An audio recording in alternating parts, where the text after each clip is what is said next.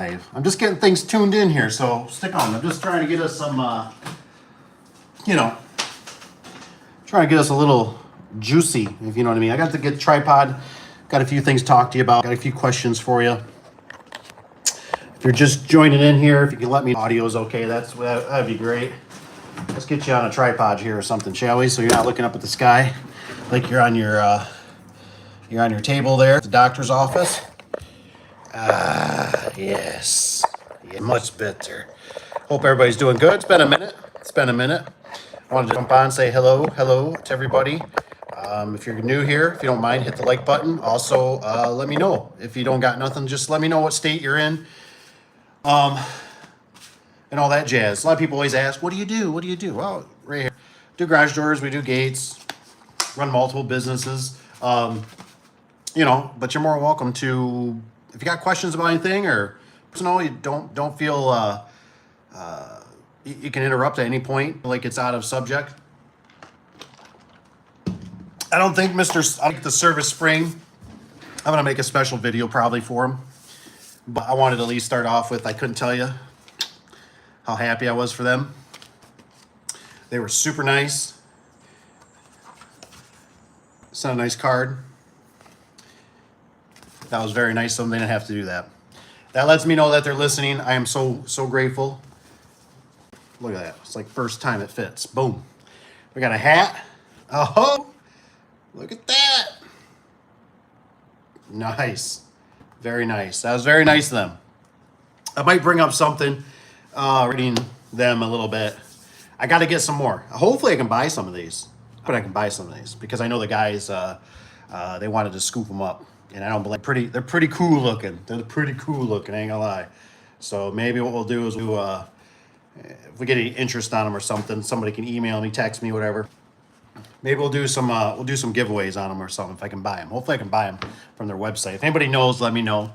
And also, hey, I see we got 1 like, so it must be somebody out in the world. Thank you so much. I've been drinking some water today. Been working hard, even though it's a lot cooler weather. The body's still been soaking it up. So, one thing I wanted to bring up that I wanted your guys' help on a little bit, and it's actually to do with these guys. These are good people. But I wanted to know. I'm probably going to do a whole little video. It won't be very long. Not today, but another day. Does anybody deal with the service spring screws? And if you do, have you had issues with them? I'm just curious because something years ago, I'm sure this was quite a few years ago, changed through the service spring. And these screws don't work as good, in my opinion. And business, I would say opinion, because we've noticed, Cap was saying, we ran into this a few times. I pour a little water here, sorry. So unprofessional. But we've noticed that screws, they just burn up so fast. Now, they used to be really good screws. I used to use these screws for everything. And I mean everything. Like, I mean, they were the go-to. You need to pop a hole for a track bolt or something. This was your guy, right? The bigger one. Hopefully that ship okay. And like I said, by the way, guys, if you're jumping on here too, even if you're just cruising through, you're just saying hello, whatever, let me know the state you're in, temperature, what's the weather like. Also, if you wouldn't mind, hit the like button. Let's bring more people in before you leave. Or if you're cruising through or whatever you're doing, you're out mowing grass. Some of you Calis, I'm sure there's quite a bit of light out there. California and Texas and, you know, some of those more western states. Let me show you these screws though. It's a little walk out here to the shop for a second, see if we can grab something. Oh, because supposedly what Cap's been telling me, thank you lights for turning on, he was telling me that they get them through action. They looked about the same, honestly. We got our little selection here. Let's grab a handful of these pups. Boy, I don't know. I thought he said the tips were different. They were getting traction. Let's check them out. These are fast now, though. These aren't the right ones, are they? Let's see. No, these are those ones that cut through anything. Right here. these guys. Man, these are good for red steel. Boy, these puppies can. And like I said, too, let me know the audio's okay, because I might be talking to the wind here. Just let me know. Say, hey, give me a thumbs up or give me a audio's good on this puppy. I know the light background's not working so good. Oh, let's see here. Boy, I swear it said his tips were different. These look about the same. Maybe they are a little different. All I know is the screws I had, he said, you got the old. He said they've been getting them from Action. Does anybody buy from Action? What's up, Mr. Tony? Tony, didn't you get one of these hats? Didn't you get this hat right here? They were nice enough to send it. Didn't you get that hat from good old Service Spring? Audio's good. So this, I believe, maybe it's because they're shorter. Maybe that's the difference here. But these ones don't seem to cut as good as these ones. Look how big that puppy is. I don't know if he could get sure or not, but for some reason, just by the naked eye, I don't see a huge difference. But I tell you what, for sure, the ones from Action definitely cut better. Definitely cut better. If these are the right ones, if I got the right ones. All I know is I wanted to address it a little bit and see if anybody else has had issues on it.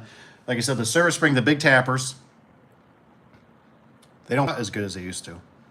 It's like they use a different vendor. It's a different material.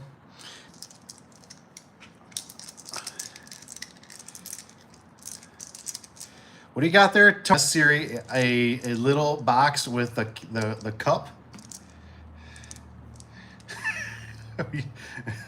Yes, sir. Oh man. With the cap. Tony, do you use any of these big screws? Self tappers, where do you get them from? Do you get them from Service Spring? Like I said, I kind of wanted to make a little video on it. I don't expect them to watch the live videos because they're pretty long. But I thought, I was wondering if anybody else had issues with these. Because this has been a long time issue. But a way that you might have to is it sounds like Action. I don't know where they're getting their Action one. I got to look for a piece of paper through here too, when I think of it, because I was talking to the secretary. Now, I'm curious too. What was that, little fruit fly? Something. It says, yes, I got a box with a cap and brochures. Man, lucky dog. Lucky dog, man. Definitely appreciate the old Service Spring hooking us up, huh? They sure do a good job. I'm glad. It really goes to show you too something that they're actually out there like listening to the small guys. And that's the only stuff I like. I really run this channel. I beg these companies, like I don't want to get in trouble, but I think about it all the time. And I sit there and I go, all these companies have to do is open up their eyes and listen, right? The majority of them. There's so much free information out there from guys like me, from you guys that are expressing the problems they're having or what we changed. And all I'm asking for is like little changes, nothing huge. Just, hey, we're listening. Hey, we're trying, or hey, we're doing this. But most of the time we don't get that. I find an old. Oh, so what I was going to ask you guys, if anybody jumps on here by chance, or even Tony, does anybody got a good, when you fill out a form, does anybody got a pretty basic form? I'm kind of bumming because I thought Wayne Dalton / Liftmaster, I'm sorry, Wayne Dalton / Lowe's used to have a form. I think it was it could have been just Wayne Dalton making the form. They had a really simple form, like, you know, it just asked you like concrete level, yes or no, the width of the door. They had floor to ceiling measurements, just a real simple form. I kind of just wanted for like nostalgia reasons too, because I used to do so many of them and I loved it. And I got a new updated one, but I just thought it's too complicated. It seems like It's probably a little bit good for a form, but what I'm talking about is like a form you go out to, like something that you got kind of like a scheduled, like when you go out to a new go to a job, a form, just it's like, here's the door jamb, here's the door width or door that you want. Does it, like the one I got has like does it have does it need wind load? Does it need any of the stuff? I'm just curious. And if you guys do come across one, more welcome to always email me at the Dave A. Oh, dang, we got 2 likes. 7 people and 2 likes, man. We can do better. Come on, Americans. Even some of our Canadian can do this. Oh. Yes, he said, I think I might got them through Dent, the big tappers. Supposedly, Cap likes the ones that are through Action. You ever buy anything from Action? Action, there's so many Actions out there. It's this company, Chain Link. I think it's Action Industrials. I don't think there's nothing on here, right? They got screws and stuff, right? Action.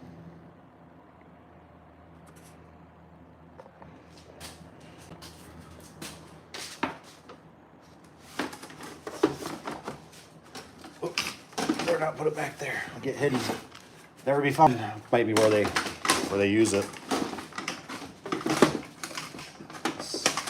Nothing on that one. I was hoping maybe one of these old papers up here held. I feel like we weren't here that long though for Wayne Dalton stuff. Benefits. I don't know what this stuff is. And the thing is, like, I got it down pretty good for like when you do your, when you fill out your forms. But I'd like some new guys to be like, this is what you need to take.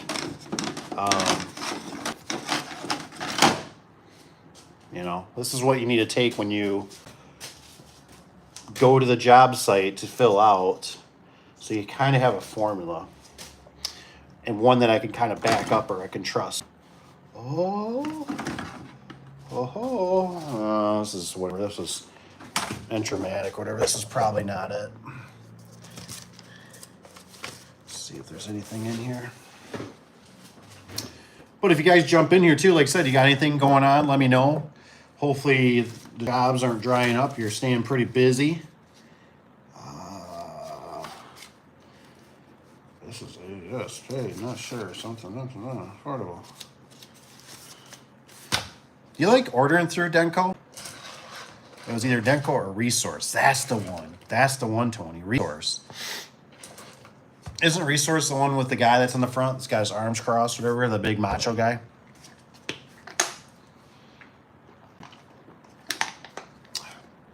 I can still never drying up a little. Yeah, I mean, I know Cap said something about that, like some of the, how it is this election year. Here we're getting, got back to school right now. People got money being absorbed up by that for some of the residential people. So it's kind of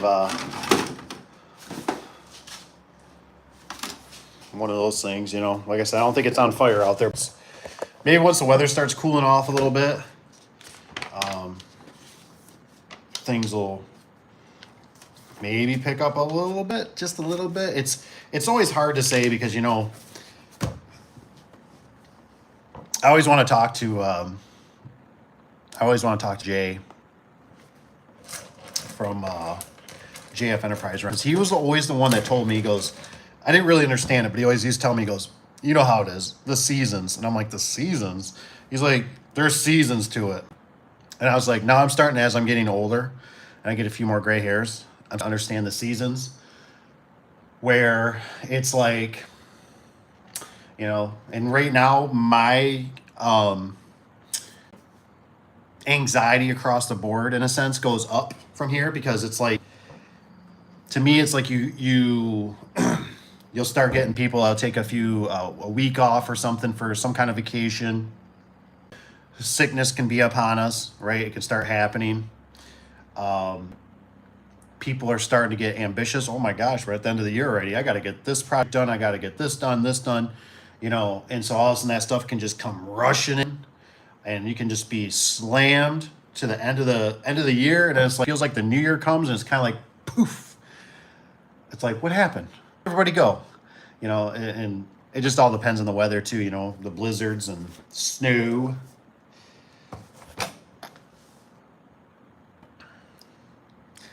Says, I'll send you a picture. Tony says, will you be able to see it? I probably will. I probably won't be able to share it on a live, unfortunately, because I have not found the algorithm to that. Not seeing nothing there. But send it away. Send it away. I'm so bummed, man. I wish I could find that. I wish I could find that Lowe's, that Menard, or not Lowe's, the Wayne Dalton one, because, man, that thing was just nostalgic, man. It brought back some old memories. I just don't think we have it anymore.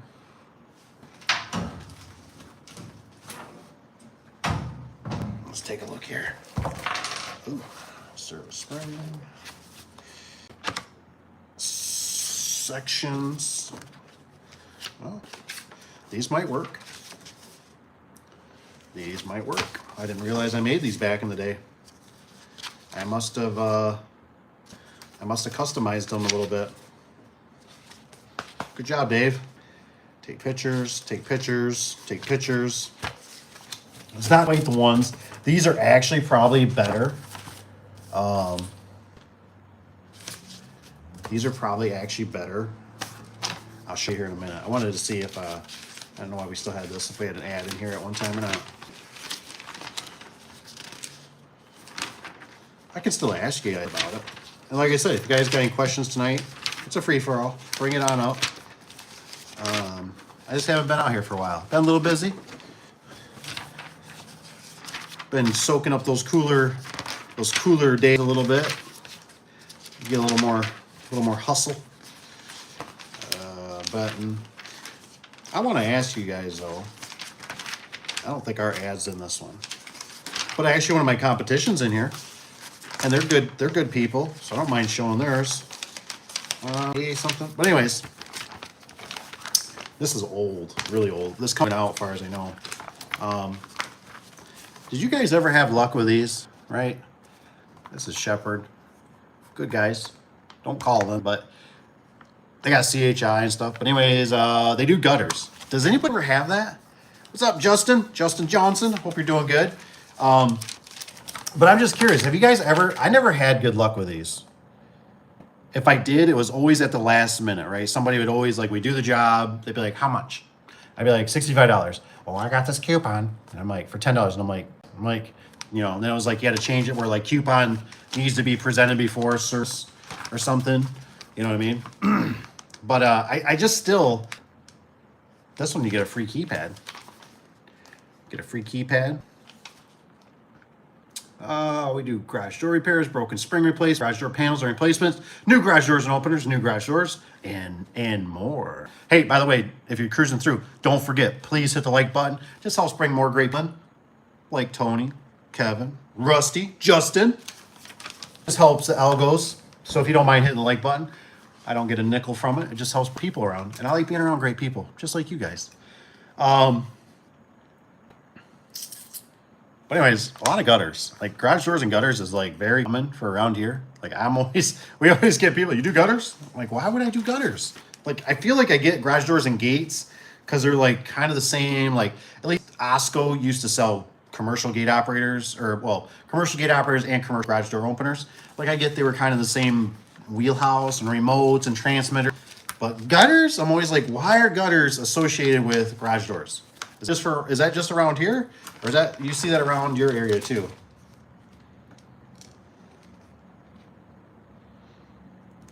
But anyways, we did, I don't see the front of this magazine. Oh, I'll be darned. Must have been why I kept it. Oh, I guess we were on here. Is this us? I don't remember this ad. Look at that. I didn't realize we had, I thought this magazine wouldn't let us have two different people in here. I can't tell if this is the back or this is the middle. Maybe it's folded. Oh, here. Okay. So we're kind of towards the back. Okay, it's folded. So this was we used to have this thing. This family coupon books. This would come in the mail, right? A lot of people would use them. Let's take a look at this. I haven't looked at this in a long time. We'll read it to you. There you go. We got the old affordable door and gate. We got Lanier, LiftMaster. We got Dalton. We got satisfaction, reliability, service. Make sure what does it say? Make sure that garage lasts. Make sure that garage lasts. Okay, free. Can of lube. So we were going to do something with the lube, right? Which I still think is a great idea. Honestly, afford it, and you can buy their from these guys. Whatever, I forget if it's a case or you got a guy like 3 cases. Maybe some of you guys know. You got to buy 3 cases, and then you can get your name put on the spray lube. I always thought that was a great thing. I wanted to do the small ones because normally by the time I dust the door down with spray lube, you know, there's still a little bit in the can, enough for them to fit. And for some reason, like for a guy like me, the cans stay around. And that way when something happened in the garage door, or if it was my daughter or a friend or whatever, I'd be like, let me go get that spray can lube. You know what I mean? I'd be like, here, this is who you call. Take a picture of it or give it to your neighbor or your friend or whoever and say, here, just take it.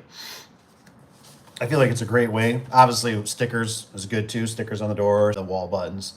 So we did a free can of lube with coupon only. Receive free can of lube with service call. Not valid with an offer. Promotion expires. This is a while ago. This is 8/16 of 17. Wow. What were you doing back in 17? 2017. Boy, they go by fast. This one has we have a free 7-foot garage door opener with coupon only. Purchase any new garage door and receive a free 7-foot garage door. Not valid with any other offer or promotions. Expires 8/16 of 17. Man, I wish, if I had a guess, I bet we were doing the Laniers back then, because Laniers on here, right? I just have a feeling. Holy cow, man, Mr. Sky. We got Sky in the house too. It's got cheers. That's right. Oh man, that was tasting great tonight. That ice. So that's pretty cool. Anyways, I wanted to show you this. Let me go through some of the couple of these before I continue on. What's Kevin got? He says, you jinxed me, Dave. He says, with your video taking the door out in the air, he says, had the same situation the other day. Oh, dang, man. I hope it went good. I tell you what, Kevin, it was funny because my brain wasn't in the right hemisphere, right? So we get there, and I'm already kind of like preparing myself, right? Oh, hey, by the way, we got 5 likes. Thanks for the likes, you guys. So anyways, I get there, right? I'm there with Cap, and I'm like, brung an extra come along. I brung one of those grapplers. I don't know what's the technical term for those? For the grabs the cable. And I'm thinking, I'm gonna cut in that header or cut something, or I was gonna bring a big pry bar, long 6-footer. And I was thinking, we'll push that header back, and we'll get that down. You know what I mean? We'll just get that door down. Me and him, we'll knock this out, man. We'll get that door down. We'll whip those sections right out of there. And as soon as like we went up in the lift or whatever, I think I even said it or whatever in the video. I was just like, oh, there's no spring mechanism up here. And he's like, no, I gutted that out. And I'm like, oh, well, that changes everything. I'm like, well, then let's just take the sections out of the air. You know what I mean? And then there was the first couple sections I took out, just not even thinking, right?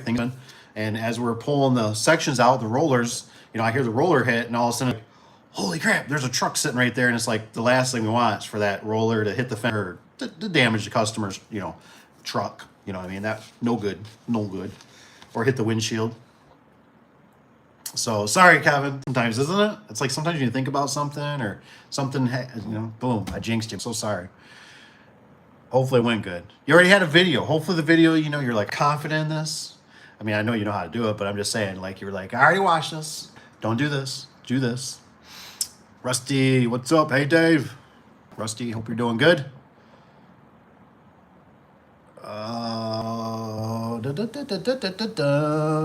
Justin Johnson, he says, howdy. Skies, he says, cheers, everyone. As Rusty says, we've been in business for 35 years and never used coupons. He said, we offer 15% during certain home shows in our, if you buy a door. Well, there you go. Like I said, we just never had, it was really weird because you shouldn't, you know, looking back, kind of young. There was a lot of times I was very young and dumb. And anyways, when I was first dealing with this guy, I remember I owed him a payment or something, right? So I drove to his house, and I remember he lived really close to the lake. I don't think he wasn't, but he lived in a like really, really nice house. I mean, just a huge house. You know what I mean? 4-stall garage, whatever, right? Drove a Cadillac. You know, and it's one of those things, right? It's that whole vision, right? People can see this, and they like, you know, and it turned me off. I was like, man, this guy, you know, he's charging too much, you know, and I have no idea what this guy has for. I have no idea how long it took him to start this business. I don't know if he was a doctor previous. I don't know if he inherited money. I don't know, but I'm just seeing this. My first thing was like, this guy charging way too much. I'm not giving this guy more business. So I kind of did my one shot. I gave. Come to find out, he didn't like doing the business anymore or whatever. So he ended up, I think he moved down to Florida for whatever reason, and sold his house up here and stuff. So another guy bought it, right? So I started dealing with this other guy, and I was like, you know, we need to drum up some business or something. So I thought, another whirl, you know. And it only lasted for maybe a year or 2 or 3. And that business just went kind of kapoof, you know, it just completely went out. So we don't see these guys anymore, you know. And I do miss them for the entertainment of just flipping through, you know, all the coupons. But I used to use, I think there was one in here for a little hot dog joint around here. I'd use that one. I just wondered if people, you know, said, boy, you know, I've had good luck. And if you have, that's great. I just was curious. It's kind of one of those things like you always wonder if you're, hey, by the way, we got up to 7 likes. Thank you for the likes, guys. If you're here and you haven't hit the like button, hit the old like button. I see Tony sent me something. I'll check it out, Tony, after I get off here. But thank you. It says, oh, Tony's got it anyways. He says, I mailed out a package this morning. He says, I put it on, he says, on the slow boat. You'll probably see it in about 5 days. Well, thank you, Tony. You definitely didn't have something. I know I believe it's a keychain with a few things on it. I'll show it on the channel for sure. Definitely really appreciate it. I hope, I don't think Rob's here. Maybe he'll cruise through on this video at some time. But I'm paying it forward, right? I actually sent Rob one of the bearing busters. So Rob's gonna get one. If anybody remembers on the last or a couple live streams ago, we were saying how good the bearing buster was. Am I saying that? Bearing blaster? Comment below what it is. The bearing blaster. Bearing blaster or buster? I can't remember, darn it. It's in here somewhere. I'll find it in a minute if I have to. But anywho, I sent him one because he showed me, he was so kind. And I'm not laughing at him. He showed me something that, boy, if you get in a pinch, I'll have to share it. I'll share it on a video sometime or something. But he sent me a diagram how he drills the holes in the end bearing place and uses zip ties, and then he beats them on there. And he went above and beyond. And so I just told him I got to get you the bearing buster or whatever, man. So I sent him one of those. So oh man. Oh. Dun, dun, dun, dun, dun, dun. Oh, Rich is in the house. Oh man. Yeah, Rich has got the snail mail, man. I tell you what, the mail, he scares me. Man. And actually, you know what's funny is the guy that's here. The guy that's here is the one that why they scare me. Mr. Tony. Mr. Tony never got his suspenders. So now I try to make sure I kind of, if I can, right? Still got that one giveaway. I still got, if some of you remember, I got a giveaway I got to do for it's the Beast Buster. But I got to find it. I want to find it like on Amazon first. So hopefully I can just send it through Amazon to whoever, because the company, and I should have known, because when I did Tony's, right, I was in there and the lady's like pack, you know, she just kind of throws it, and there's other people behind me and stuff. And you ever just feel like life is about energy sometimes? And I'm like, I'm not feeling the love, you know what I mean? Like, I'm not feeling the energy on this. Like, this is gonna make it. And she put it like in a bag, and I wanted to be like, you know, the one side of me, but I retracted from saying it. Hey, we got up to 9 likes too. Maybe we'll get 10 before the night ends. Ooh, like that. Anyways, but when she was doing it, I kept thinking, like, I wanted to scream, and in my head was going, stop. Put it in a box. Just put it in a box. And I was waiting for the normal response of, well, that's going to cost more. I don't care. put it in a box, because if you put it in a box, the box don't get lost so much. But bags, you know, the little, like, they seem like they go behind car seats, but a box just tumbles, and it's like a tumbleweed. You know what I mean? Like, it's just like, it's there. It's a nuisance. And sure enough, Tony didn't get it. So it's probably one of those, like, round town, wherever they do the Amazon returns or whatever it is, on some skid somewhere, and some what would Sean call it? Some Blake? What is the UK? How do they say it? Some black bloke. I can't say it. Anyways, somebody else is probably wearing them. It's okay. It's okay. We're right. We made it right. We got Tony still hooked up.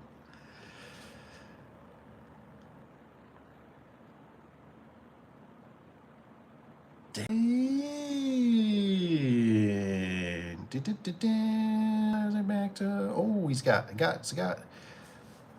Oh man, you guys are blowing it up here. That's great. What you got? Says Eric Scott. He says, "Hey Dave, I worked on one of those silver sears today. Silver, wow. The traveler was stuck on the up bowl. Okay, and he a new wall button. Sweet. So you got it fixed up and it's working good. That's awesome, man. Got to keep those old things running, man. I tell you, they're gonna video when I did the fridge. Rich seen it. He commented on it. You know, that thing will outlast you and your loved ones, basically. Rusty guy, he says, he says his life will never be the same after one use of the bearing blaster. Thank you for saying that. That's what I'm saying, man. And like I said, bless his heart, because he just, you know, he sent me a paper, and then I think he sent me like a video, or sent me something. He sent me like 2 forms of how he's doing it. I mean, he really poured his heart into showing me, and I'm really thankful. I don't always have, you know, you just never know where this life will take you, right? I mean, I wouldn't believe how many times I've been on vacation, and somebody's like, "You do garage doors?" And most of the time now, it's like I know how to. I'm like, unless it's like a family, I'm like, nope, garage doors. I don't do garage doors. I don't do garage doors. I pick up manure. That's what I do. I pick up poo. Yeah, I'm on a farm and I pick up poo. That's all I do. But anyways, so it's good to know these things, you know, and I've never done it that way. So it's interesting to know it. So hopefully it'll get, and hopefully it'll send me a little video or something on him using it. So that'd be cool. Kevin's got mine. He says, Kevin says mine was a little worse. They backed forklift. Oh, mass into horizontal, knocked rollers out. Ooh, bent track. Ooh, so far without reach. The rollers without reach. Man, those forklift guys, man, they can do some damage. There's no doubt about that. He said it's awesome. He'll like it. He'll like that. I think so. Like I said, it was one of those things that just felt right. I mean, he was up in the commercial. He's up in the commercial stuff, you know, doing, sent me a video of something up in a scissor lift. I tell, you know, and I was just like, nah, man, nah. It's like using a rock, you know, and then going to a hammer. I mean, it's just, no.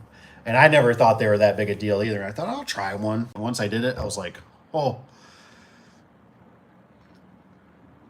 Eric Scott, he says, dang, Kevin. Is it Woogie?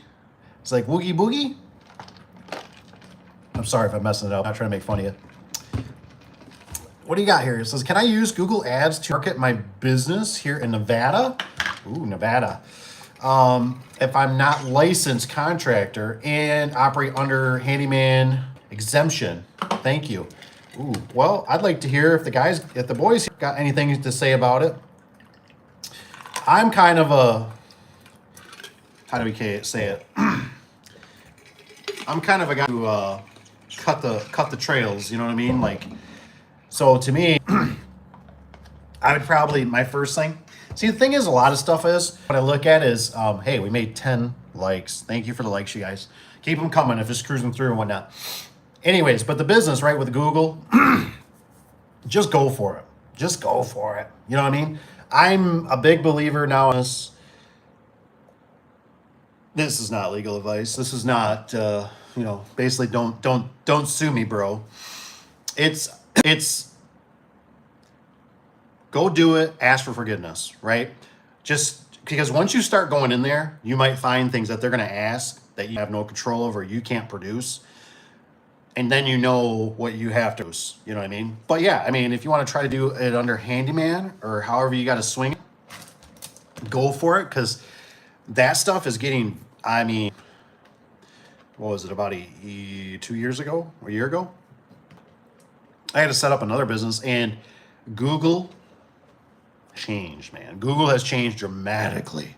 Like from when I did it, it was like, worst part about it was you had to like confirm something, and they would send you a letter email confirming that was you, and there would be like a pin on there, and then you have to go back on the computer and type that pin in to confirm you got it in the mail to validate it was you. Now it's like, I'm not an expert by any means, but it's like they're searching your address to see if you're actually a commercial location or commercial address. They wanted like a vehicle with you sticking the key, like a 3-second video or something with something on the door. They want a picture of your sign. They want there was a few other things I'm forgetting here. Just some stuff to validate, you know what I mean? I think they wanted a picture of a business card. So it's going to take some time. All this stuff, every time I've always looked at business, there's nothing that's like shooting, you know what I mean? It's all just like pull the trigger and something didn't happen. Now I got a problem with this, and I got to figure out this, and now I got to do this, and it can take months. So I would say just go for it if it was me. Eventually, yeah, do you want to try to get some of your stuff, but if you can't get through, there's always, I've never done the placement mats. I always wanted to do this. I might be saying it wrong, but the placement mats at like, at a restaurant where you know what I mean? The ones that you look down on. I never did that. You could do those. You can do the bandit signs. You can do shirts. I don't know if anybody's ever gotten creative shirts. I always thought about like people love hoodies, man. And they will wear them till they're just ragged. I see them all around town. I don't know what the stipulation should be. Like basically if you purchase a garage door, then how far do you go? Do you give them, you're capable of getting 1 or 2 hoodies for you and your wife or whatever, or do you, say 3 max, 1 max? I'd love to hear if anybody, but like I said, I always saw like, if you kind of can't get through on Google or you got stuff, like do hoodies. I know they're kind of pricey, but what does it cost to get ads too? You know what I mean? And think about how many times people are going to wear those things and about. They're even going to be on Goodwill's, if you got a Goodwill shelf somewhere one day being donated, and somebody else is going to wear it, Unless it's your employee. Sometimes they'll, one of your employees.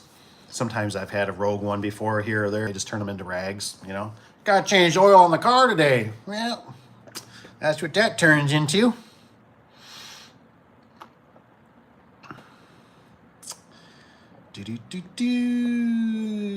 Any more? Ask those questions. That's good. Actually, push door over so far that when they hit, it says they forced their arm, bent operator rail, rail, and pop traveler out. Wow, traveler out. Dang, man, that's some severe stuff there. Rich B says some ambulance is supporting is sporting some suspenders. Yeah, that's right. I wouldn't doubt it. You're probably right, because I think they got stuck down in like, I don't remember if it was like Chicago or something. It was somewhere down there. I was like, God darn it, man. They're just sitting there.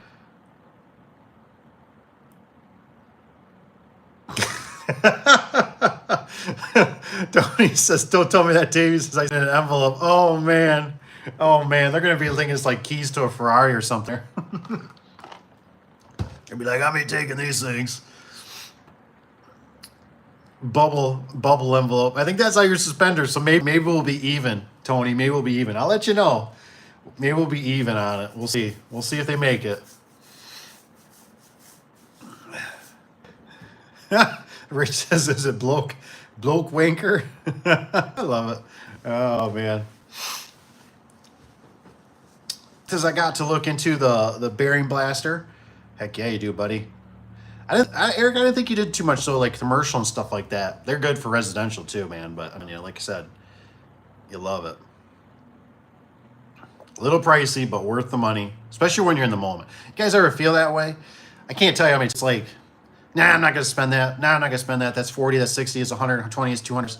And when you're there with that customer, you know, a nice customer even, and they're sitting there and they're bugging you and the kids are climbing under the door and you're trying your job and you're just like up there wailing on something or on the back of your tailgate, and there's that tool.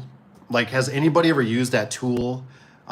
It was really not worth it, I don't think. But anybody ever used a tool that was the cradle for the Chamberlains or Liftmaster, that you knock out that pin, that roll pin, to change out the gear, the big gear?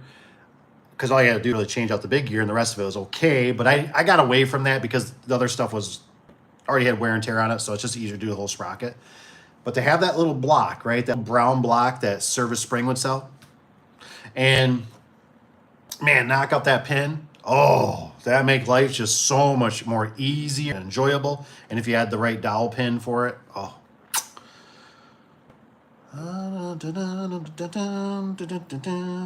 Sky says, Sky already says, anyone have to service a door with a screen on it? Boy, I've been lucky. Never had one of those ones that have problems like that, those screen doors. But I bet they're coming, baby. Because some of them mount to the track, and I'm sure that can be a nightmare. Even commercial, if they got some of the big stuff. Oof. Rusty's guy says, bearing blaster tip is whenever you tighten the bearing, and stop when the bearing is seated, or else, okay, you'll bend the plate. Ah, that's a good. Woogie's guy says, actually, he says, Woogie Boogie. I love it, man. That's awesome. That's awesome. Says, do it now and ask for forgiveness later. He said, I like it. Thanks, brother. May Jesus bless you. Oh, I hope it. You too. Like I said, I hope that's kind of helps you. That's just how I roll, man. We got so many regulations on us. It's not even funny, man. You know, it's not even funny. We're not even. None of us are free. We're all slaves. It's just invisible. You know what I mean? It's just slaves in different ways. It's all these taxes and just. It's just getting worse. You know what I mean? With everything, and inflation is killing people. It's killing everybody. I mean, and I don't know if I want to go down that rabbit. Rusty says, I'm finally Google guaranteed. It says I took over 6 months, and said, Dave, they wanted a lot of proof. Rusty, do you think I'm curious to know can you kind of tell me some of the cons or anything, or if anybody can add anything into it? Because I'm assuming when you're in the Google guaranteed, you have to pay a premium, because I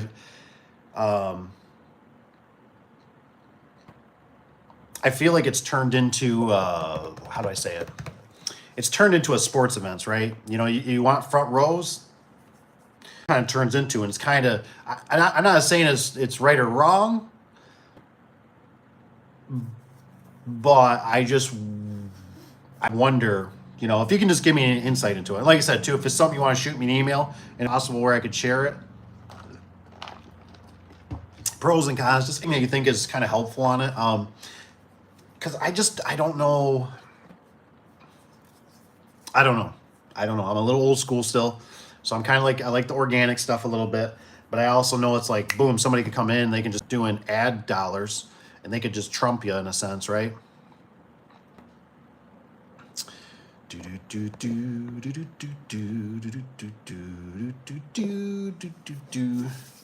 Eric Scotty saying, at the Bearing Blaster online, it appears to be a device for installing and removing bearings. Am I correct? You are correct. If I can, I'll see. Just so we're all on the same page, because see if I can find one real quick here. Where are your tools in the book anymore? We got some gel. Dang, they're selling Milwaukee stuff now. Service Spring. What else? What else do they offer? They have Donkey Kong. I didn't even know this was. It's a donkey cone. It says used for low headroom damaged wind winding cones. Interesting. They got it all, baby. They got it all. I'm not seeing it right off the top of my head. It should be just highlighted in here. There it is. Bam. They got a really nice, man, their stuff is really nice. Right here. Ta-da! The bearing blaster. No price? It was about 117. That's a pretty fair price. I'm happy at least some of this stuff. I know it's not all. They got the prices in here still, which is nice. I know it's hard for them to update. I think it's great though. They do the, what are these, those QR codes, whatever, so they can just probably see if anything's changed in price, because that's just the world we live in. Because like when was going on, the Cove and the id and the 19, holy, things were changing daily. It was like crazy. Rusty says, yes, Freeze. Tony says, I've got ads running on the local box station this week. Ooh, Tony, let me know how it does. Kind of curious, Tony, if I know when I was going to do some ads, I was really close at pulling the trigger, and then I just kind of, you know how it is in business, right? You start going down this road, you're going to do this advertising, and it's, whatever. I don't know if it was like $4,000 or what it was. But anyways, at the time, right, they wanted me to do the ad. They're like, it works better if it comes from the owner. And I was a little green to do it now, I'm sure. So I was working up a speech, like how I would do it, and I got to do it in 30 seconds type thing. And then I got to go in there. They're going to put me in their studio, and I record it and all that kind of stuff. It'll make me sound all fluffier and better, put some music behind me. And, or they could just have somebody make it. And I was kind of like more leaning towards that, because I started, as I was going to do this ad, of course, right, business is just drowning. And I'm just like, why would I ever do this ad? I can't even comprehend this ad right now, So let me know on that, because that'd be cool. Freeze, he's got, thanks, Rusty. Rusty, they look like two circular pieces and one bolt's head on it. That's right. Look at Sky. He says, Tony rocking it. Heck yeah. Rusty says, how much did that cost? See, Rusty's thinking out I am. Eric Scott, he says, there's time where I my hoodie from my trade school or old job to work, says, and people are like, who is this guy? I love it. Tony says, Sky, are you talking about the screen door that down?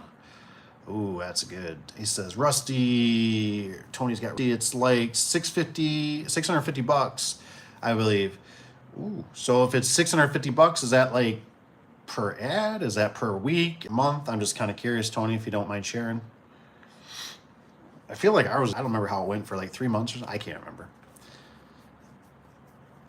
It's kind of like everything to me is always like $3,000 or $4,000 when you go to the big dog stuff. Want to do a billboard? Oh, we'll rotate it all through the town. You know what I mean? That's $3,000. And then you like, what do you do with the thing? You keep it, if you don't keep it rotating through.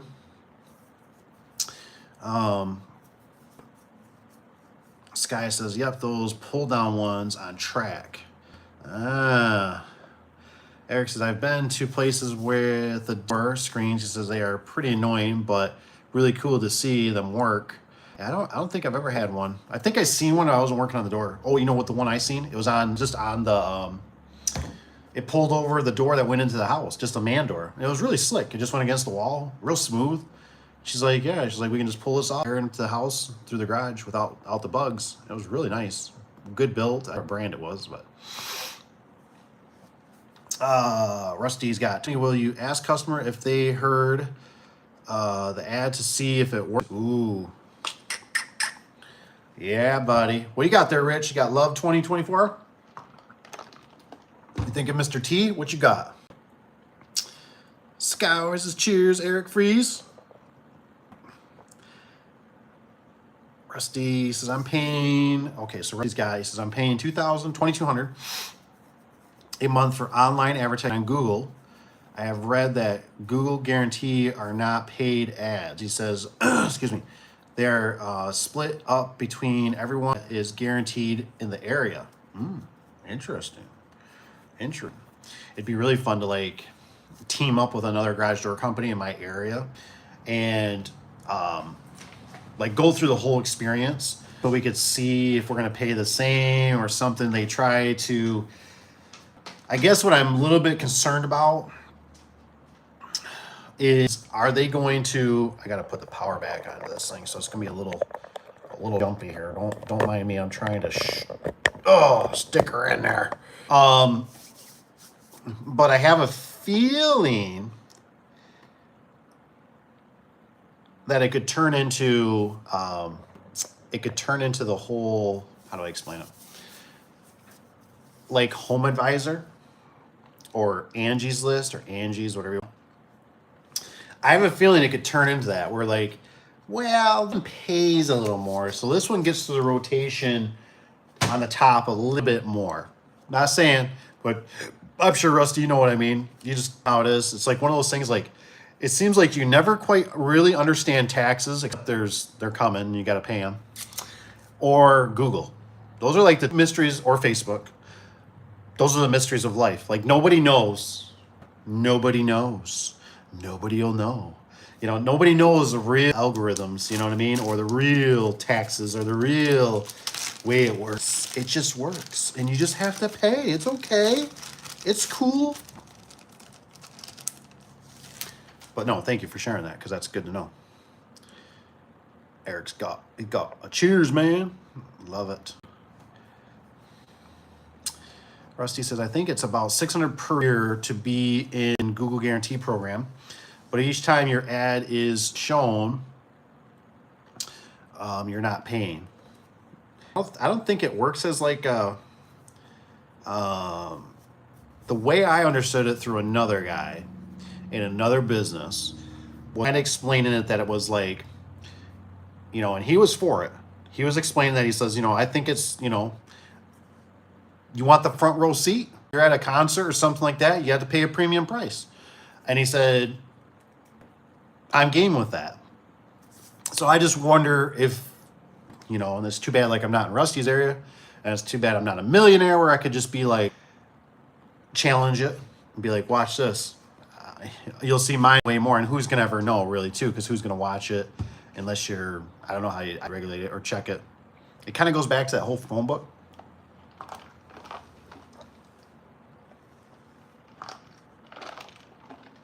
It's like they always guaranteed everything. You should get on the front page.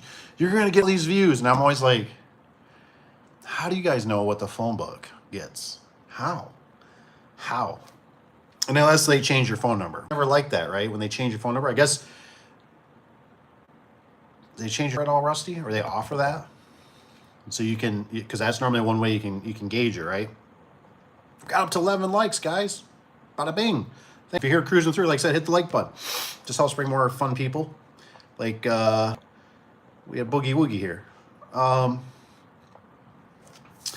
Eric's got, our company sponsors local business, and each place we install some doors for a local oil change place, and we put in giant stickers on the back of them. Oh, that's a good idea. So when someone is getting ready to leave, they see our logo. That's pretty cool. That's pretty cool. I can put a big sticker on there, because we put change place when we used to work for them. Yeah, they weren't really big enough. They were just kind of there if somebody's really staring, you know, and somebody was like, I need a garage door, and those guys would like be like, oh, well, hey, call these guys or take a picture of it, you know, or I'll take a picture for you, blah, blah. But a big sticker, that's pretty cool. That's really nice.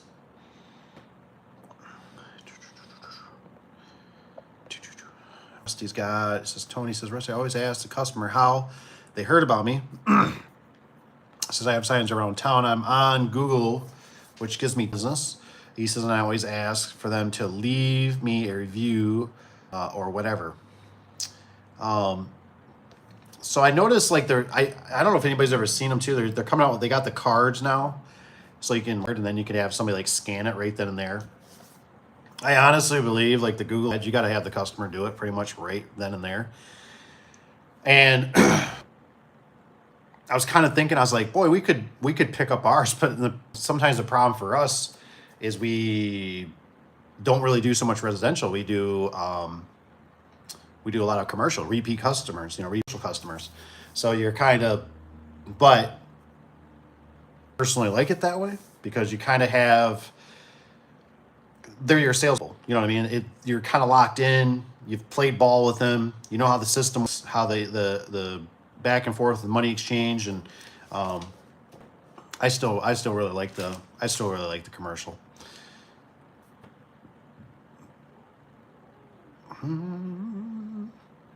So let's see. Tony says Rusty, but yes, if you're starting out, even if you're a secretary, you should be asking how they found you.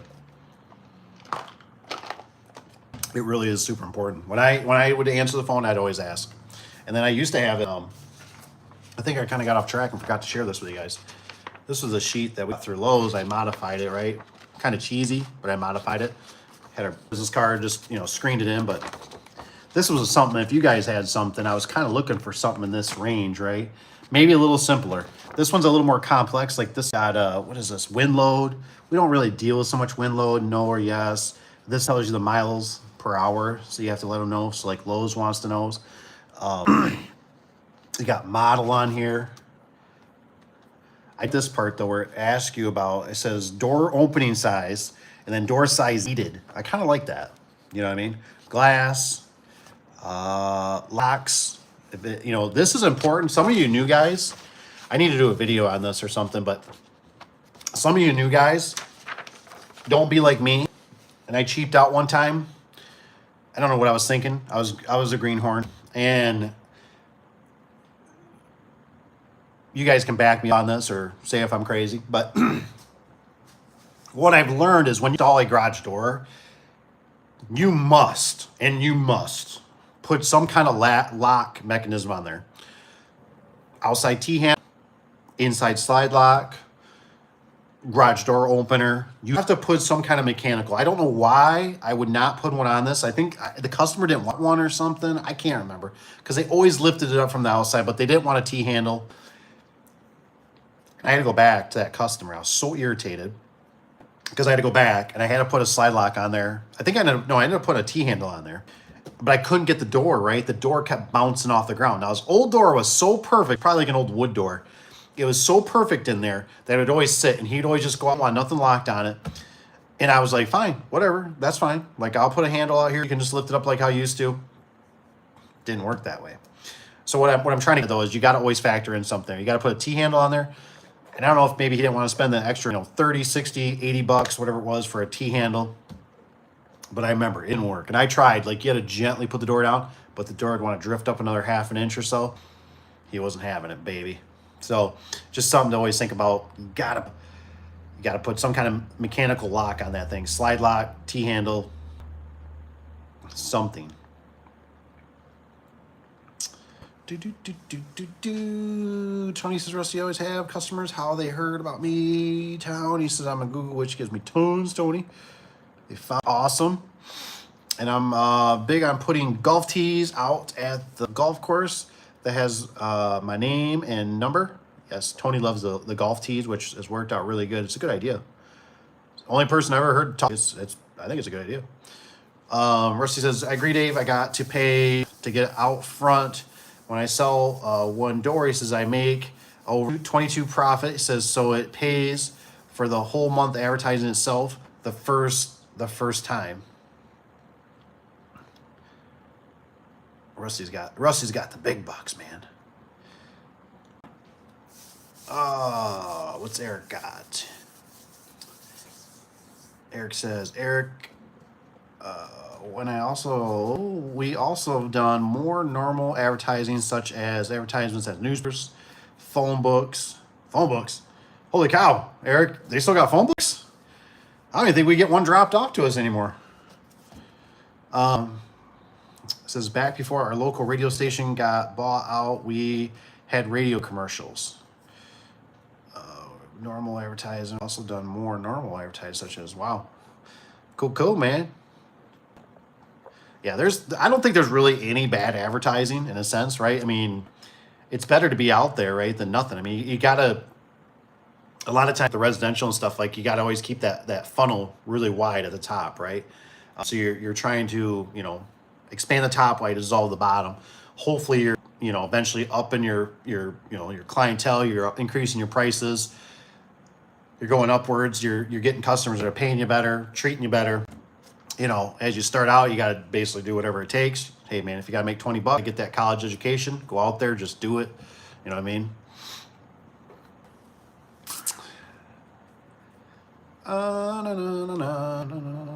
Rusty says, freeze, I still use phone book advertising and still get jobs from it. Dude, that's crazy. That's amazing to me. Like, we don't even get the phone anymore. Like, our area does not, I don't know if like they don't support it or what. I'm just saying, I got all the rentals. I've never seen a phone book anymore. I used to clean up all the time. They used to put hangers on your mailbox. They shove them in the mailbox, or they be on the ground by mailbox. I bet it's been 6 years since I've ever seen that stuff anymore. I don't even think. And the last one we ever got here, maybe we don't have, because we don't have a local phone company anymore. I mean, it was super thin. It was like two of these. You know what I mean? It was so thin. And our phone books used to be like the Granger book. You know what I mean? It used to be. We don't have the phone book anymore. That's kind of a bummer. And that was kind of the reason why. Because when I started, we were kind of on that verge when they kept telling me, well, this or this or this. And I kept going.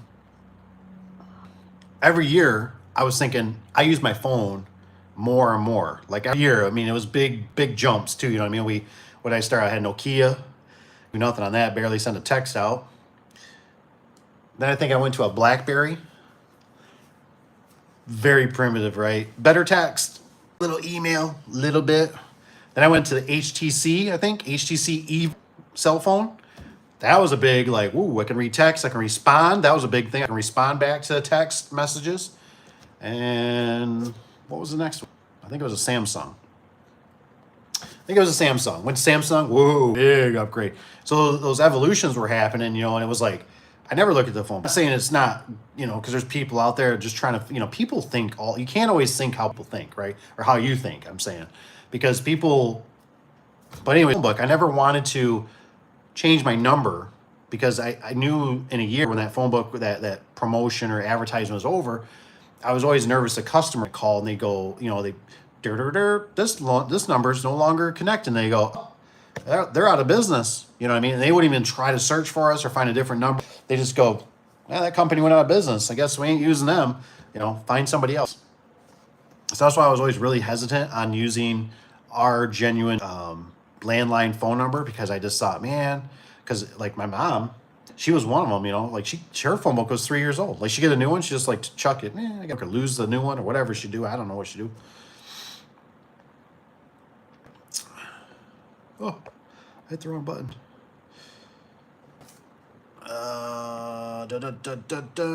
Rusty. Rusty, I don't pay for Google. That's like us. We don't pay for Google there. A lot of ours is organic. I don't know if this helps so much with years in business, if that helps kind of keep stuff, or plus if we got like if you got a physical commercial location, I think that does help a little bit. Could be wrong. Don't know. Nobody knows. 12. Holy cow, I got 12 likes. Thanks for the likes, you guys. You like that sheet? Obviously, I cheesed it up a little bit. And then obviously we were getting big at take pictures, man. Take pictures. But I like on here, it's got Loctite. This was what I was kind of getting at. Loctite. None. This is, what does it say? Inside. You got a keyed lock. Radius, track type. 12, 15, 32. Low room. High lift. Springs, we got either, which is kind of weird to me. I can just pick whatever. We have extension. Obviously, we don't do that. We do torsion rear. Type of construction, new construction. Lead base, they're always big on that. That's always been there. The lead base paint stuff, right? Additional notes, nice. Floor to ceiling, we must have added ourselves. Floor to ceiling. I've always just done F2, F2 C, I think. Yeah, F2C. So I would just do that with floor to ceiling for me. That's always been my normally go-to thing. If there's a light in the way, floor to ceiling, that just gives me kind of my in-between. I just did one. There's a video eventually coming out for one. Boy, that thing was tough. That one's gonna be that's gonna be a doozy, and I think I'm gonna lose sleep over it tonight because I told the customer I think we're gonna use the track on an old fiberglass. Maybe you guys know, maybe you don't. I'm pretty sure. I could be wrong. I hope I'm wrong. I think the track is different. And those fiberglass, the rollers are a different size, if I remember right. Not a true roller size. So and the track is goofy. So I don't know what I'm gonna do. I don't know what I'm gonna do. I don't know. I don't know what I'm gonna do on that one. I guess it's gonna be an interesting video because, yep, I might have shot myself in the foot. But you'll see once I'm there. You'll see why I was gonna do what I was gonna do because it's bad. It's bad. So, by the way, stay tuned. Like the videos. Subscribe because it's gonna be a doozy. I am gonna shoot myself on this one. Oh man, I can do it. I can do it. How do you eat an elephant? One bite at a time. Really, Tony? Says Rusty says, do you still come up on top half of the results? Says yes, Rusty. You know the little blue thing that ones you pay for it. I'm right below them. Yeah, so that's kind of how we are. We're normally, you know, somewhere in like the top 3. It says Rusty, the thing. It says Rusty, I did a search the other day in my area and the top garage door companies, and I was in the 3rd. About what we do. Rusty says I had a cold call from the phone book last week. They ordered 3 9x8s. Nice, nice. I wish I was organically listed that high. It says there are a lot of companies in my area, so I have to pay to get anywhere in the first page. Wow. Around here, it pays. It pays to play. If you want to play, you gotta pay. Hey, we got New Age here. What's up? He says, anybody put in track right roll-ups before the track right roll-ups? Is that the one that's the screen? I've done the screen, but track right sounds familiar. I don't know. Dave, send me a picture of that, please. I will do that, Tony. Like I said, I wish I had the Wayne Dahl. The Wayne Dahl one was a little simpler, but this one is really, you know, I like the fact that, you know, they used to give us instructions even on this too. Right here it says opener, you know, opener reconnect. Only if it has eyes are present, which that's pretty much old school stuff now.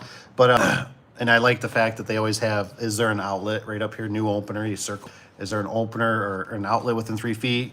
Yes or no? It just, these things are lifesavers sometimes. Even for me, as a seasoned vet, doing it for 18 years, I can't be times I go through this and I'm like, oh yes, I should ask that question.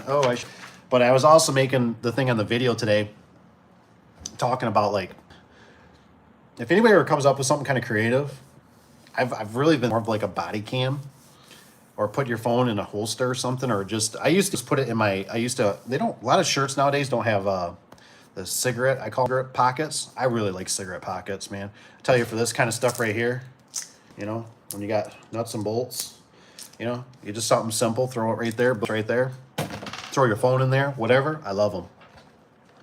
But anyways, I used to set my phone in there sometimes too, right? If it was a good pocket, and I'd have it so it's recording me. If I didn't have somebody with me, instead of me putting a clipboard down a million times or trying to type it in my phone or anything, I could sit there and go through and I could call it out. And then normally, sometimes at night, I'm laying in bed, or I'd find somewhere, you know, in a parking lot to sit and go back through it and write notes. I still like writing them physically, but also I always had that as a backup for somewhat, you know, if I was like, man, I wasn't quite sure, I could look at the video. I can't tell you how much video helps, you know, just to keep everything, this, like, his job I went to today, it was nuts, man. I was doing everything I could think under the sun to make sure, but it's still going to go haywire, but I'll make something happen. I got secret potion. I'll make something happen. Rusty.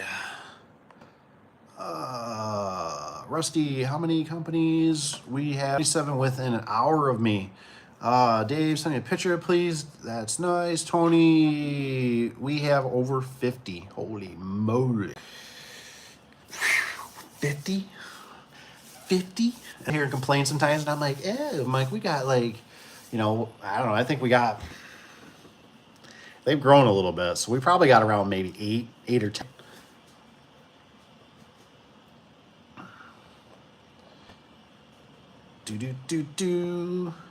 So what I should ask, so hey, Steve, do you know what your demographic is? Like how many people? I think our area is roughly, it's our one town. There's the surrounding adds up. I've never added them all up, but I know our main is 33,000 people, our demographic, you know what I mean? So I'm also curious too, if Tony knows too. I'm just curious what your main city is, you know what I mean? People living in that area. Pretty easy. I didn't realize you can do a kind of a quick Google search. I think I just typed in my city and did population. It popped up. Rusty said no, that because before I started paying for Google, I was outside 50th or the 50th. Wow. Tony says, I think another thing that helps, I have my daughter behind in the spring and my pictures on Google. That could be. Sometimes you've heard this theory before that sometimes, most time, like the women are calling, right? Spring breaks, whatever. The husband's like, call somebody, figure it out. Maybe there's something to do with, hey, want to support, I think there is something behind that.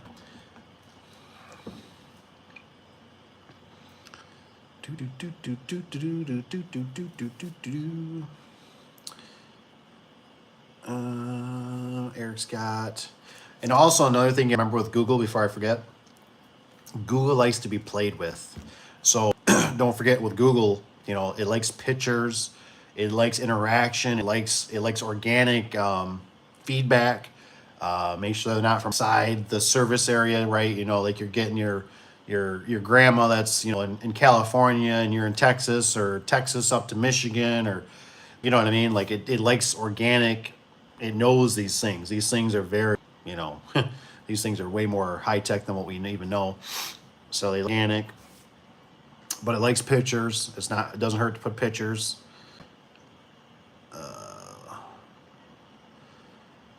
Eric Scott, he says, I love the old fiberglass doors. I'd like to get a set despite them being garbage.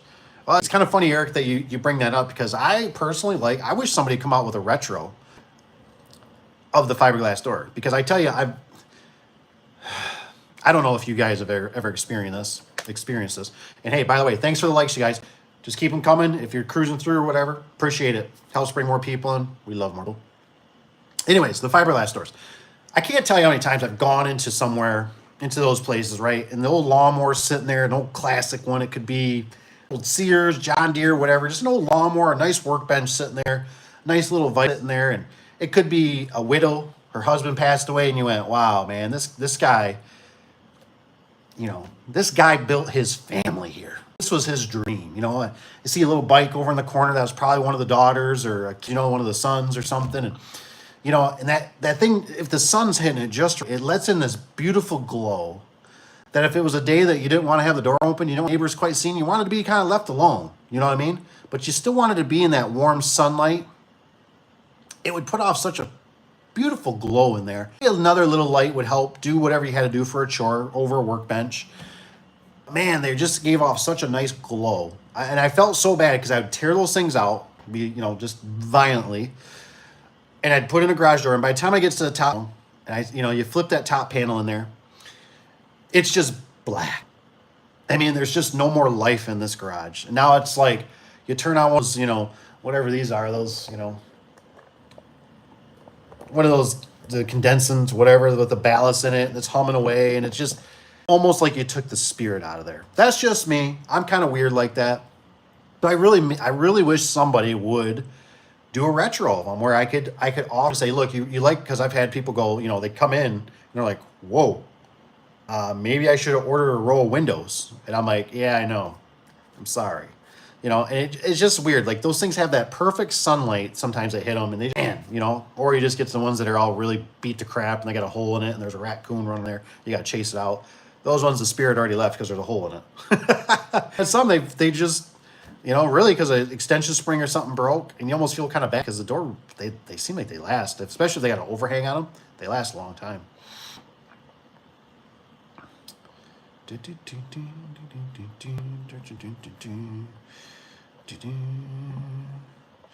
Rusty says there are many companies in the area who have different fake web pages and numbers. Ooh, and they all ring back to an out of the area business. Ooh, man, customers have told me this. Ooh, they have top spot on lock. Man, that's a bummer. That is a bummer. I'm going to hear that. That's just, why ain't Google taking care of that? You know what I mean?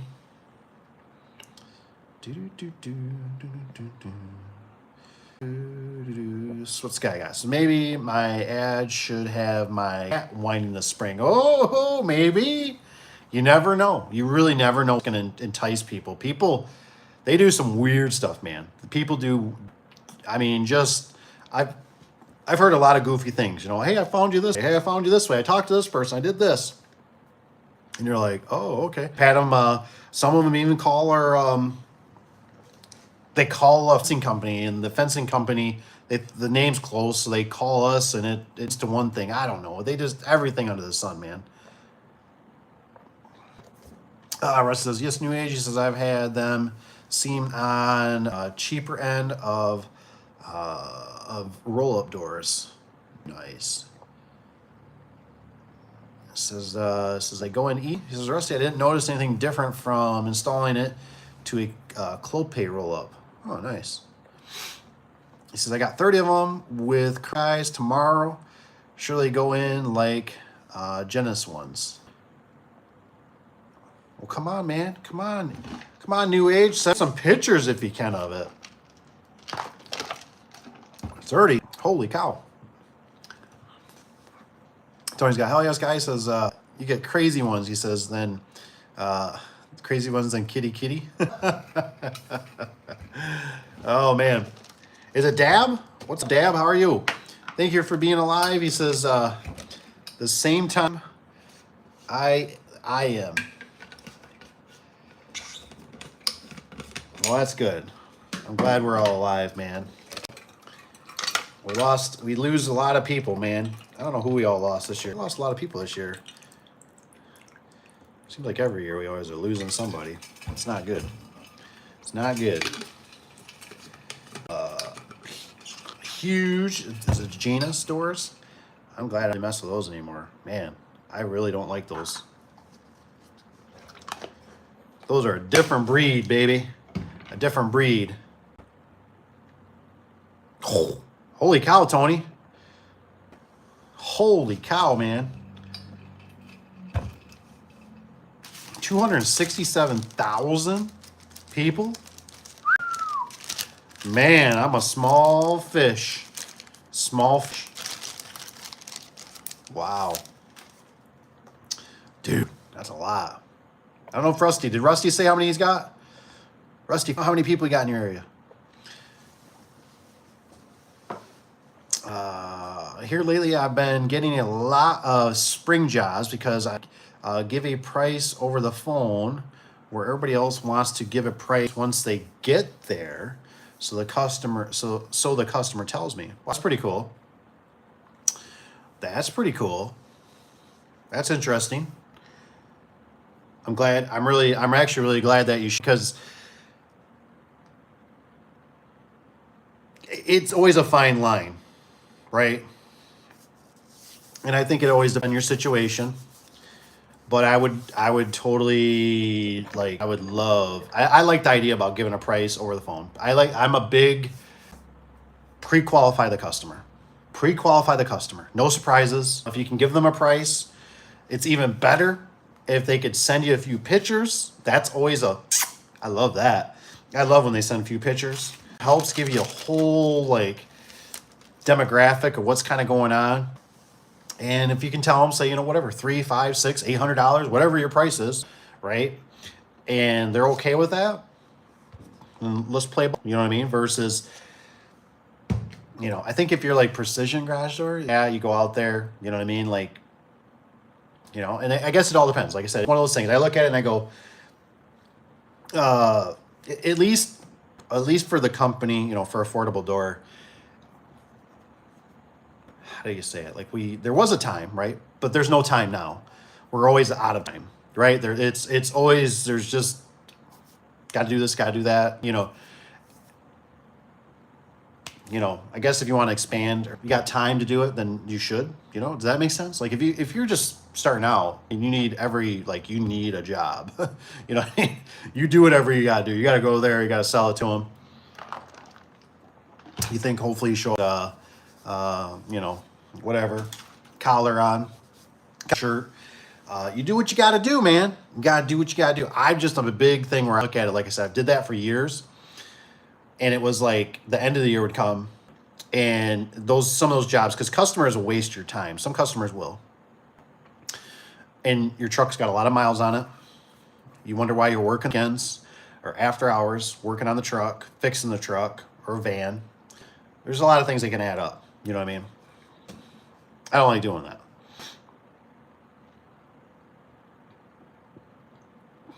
It's amazing how many people, I've had sweet old lady that told me too before, say, well, you're probably looking at, $200 to $300. Oh my gosh, I'm on a fixed income.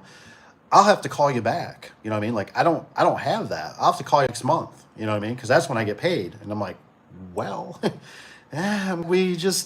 let's move on to the next, baby.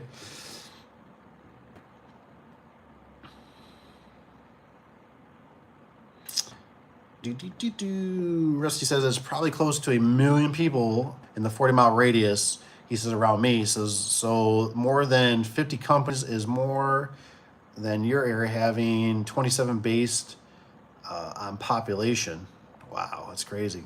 Kevin, what's Kevin guy? He says, yeah, Tony. He says, I got a 21-year-old girl that works with me, and most people are tickled to death about seeing a female in the trade. I agree.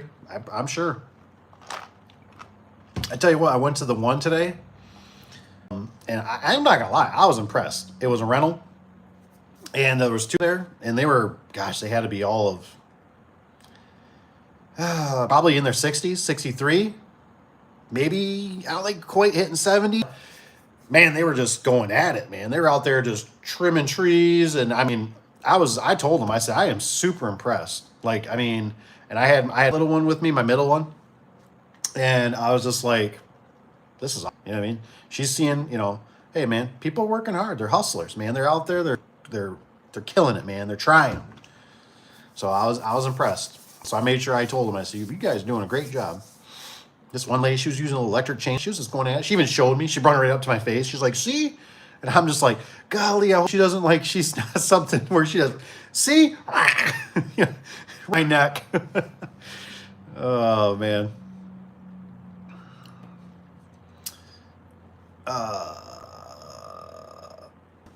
So Rich he's got, okay, so Rich, you got, what is it, 887,000? You got a big area too, man. I'm just a little fish. Dang, man, look at you guys. New Age says that she cute. He says I'm 28. None of mine. Mine are all too young. But remember, New Age. If you ever need, if you need a little Uncle Dave advice, don't feel, you're always more than welcome to reach out. Because if I know, the community probably knows, and I've been around the block a time or two, and all I can tell you is don't worry, take your time. Because you can rush into stuff, and especially some of these women, right, married up or whatever happens, even you women, you're going to be with it for a very, very, very, very long time. And then if you make another human, ooh, that's like life. That's life. That you're going to always be a part of that person unless something happens or you bury them. But I'm saying it's don't rush. No rush. Make sure it right. So take your time. when you're young, thing is rush. Like you like rabbit, you rabbit. Don't be rabbit. The rest of these guys, Tony, I give estimates on spring prices over the phone very rarely. He says if they do it, say between 400 to 700, but nobody asks. He says, just when can you get here?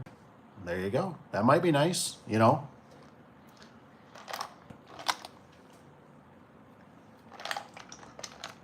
I feel like we live in different worlds.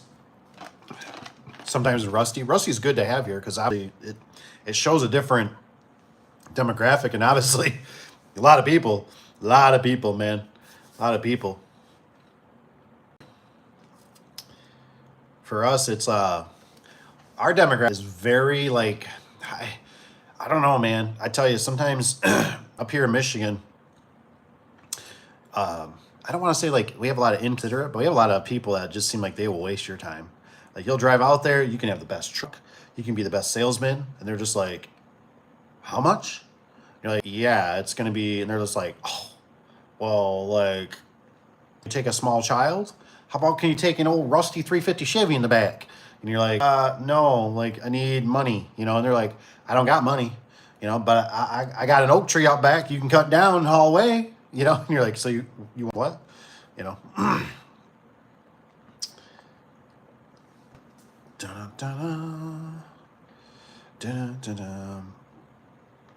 Eric Scott, he says, my favorite part of a fiberglass door is the sun. I agree. He says, I did a job and they had an old Safeway fiberglass door, and it was the whole garage. He said, they had orange glowing. Yes, they normally have sometimes, like I said, the sun hits them right. They got just a beautiful aura to them. You know, sometimes you walk into that perfect garage, you just like, it's almost like that garage you walk into that the guy set his, maybe his hammer down, or he set his screwdriver down. And you know that was almost like one of the last things he touched before he passed away. You know what I mean? Like you can just feel that aura. Like his presence is probably there. And he's like, don't screw over my wife. You know what I mean? Like don't be that dude. You know what I mean? He's that guy that would have been there, that be sitting on that lawnmower going, you're doing wrong. I've done 3 of them in my lifetime and you're doing it wrong. You're like, really? You know, and he's just a good old boy. But it's just one of those things. Like I said, I've always felt kind of tear them out, and it's like, boom, it's just darkness. And it's like, oh, man, you know, and I always thought, golly, I just can't believe. It's kind of like there's a couple things in my life that really irritate me in the garage door industry. One is a direct couple garage door opener that's either built by LiftMaster, that's either built by Genie, which Genie does obviously make them. They make the overhead, which we can't get. That really irritates me. Or a retro fiberglass door. You know what I mean? That's just something a little more modern, but still does have this kind of has the same concept. Because they do last a long time for what they are most time. You know, if somebody kicks them or throws a hockey puck or a ball at them and they get brittle, the aluminum casing on them lasts forever. I don't know who the original ever made them, wherever it came from, what state. Hey, we got 15 likes. Thanks for the likes, you guys. Sky's here. Sky is here.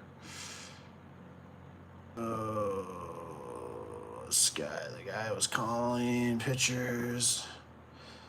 Part about that. He says, Sky says the last guy he calls for had a picture of himself for his ad, and that would be the reason they called him. Last guy I was running calls had a picture of himself for his ad. Huh. And that'd be the reason they call him. Huh. Standing there smiling. He's a happy dude. He's a happy dude. Says, yeah, they sure are, Kevin. He says, that's funny. He says, the same age as my daughter. She's been working with me for 3 years. That's right. Paige does a good job. We love Paige. Keep it up, Paige. Tony and myself, we're proud of you.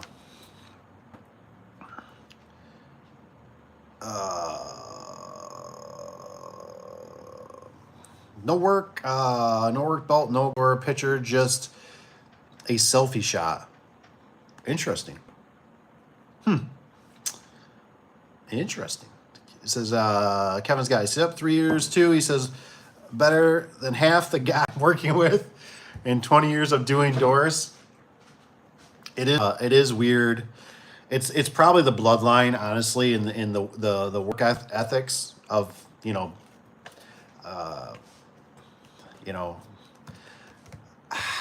I don't know. Maybe you guys, and this obviously this might not be the video to do it, but if somebody ever wants to sell or shoot me a text on it, I'm a little gray on it myself, but I would love your opinion on the whole concept, because I was telling my daughter, she wanted, they're on the McDonald's fix, man. I'm loving it, but anywho, she wants to go. She's already helping me with a job. I said, all right, we'll go. The one that's close is not in really bad. The mall's there. We got a grocery store there, but I haven't been in this one in a while. And I know the one I want to go to, but it's about 3-5 miles away. And it's going backtracking. And so I was like, we'll just go here. What the heck, right? Try. And I don't know how to explain it. I tried telling her, I said, look, this is stuff mommy and daddy needs to teach them. And our service, they want you to use that kiosk. We must have waited probably about 15 minutes before somebody finally came up to they're making the windows shorter and shorter so they can't see you. Like their little checkout area, their cash registers, everything's getting smaller and smaller. It's like they're really trying to promote you to that kiosk. And it was just like, it was bad. I told Tony a little bit about it, but we won't go that far into it. But the work that there was, and I agree. I had my wife one time work with me, and she did an amazing job. She always does an amazing job. She's amazing, honestly. But I remember I told the guy that was working, he was kind of new here. He was the guy that showed up one day with sweatpants. And I was like, dude, no. Like I had another pair of pants here, and I was like, here you go, put these on. And I remember I told him, I said, man, we did great. We worked late last night, blah, blah. And he's like, oh man, sounds like you should work with your wife more often. And I said, I would, but I said, I don't trust you to watch my kids. That was the first thing that just came out of my mouth. Like, I'd work with her more, but I don't trust you to watch my kids. And he didn't obviously work out. He left me stranded one day too. We had a little snowstorm.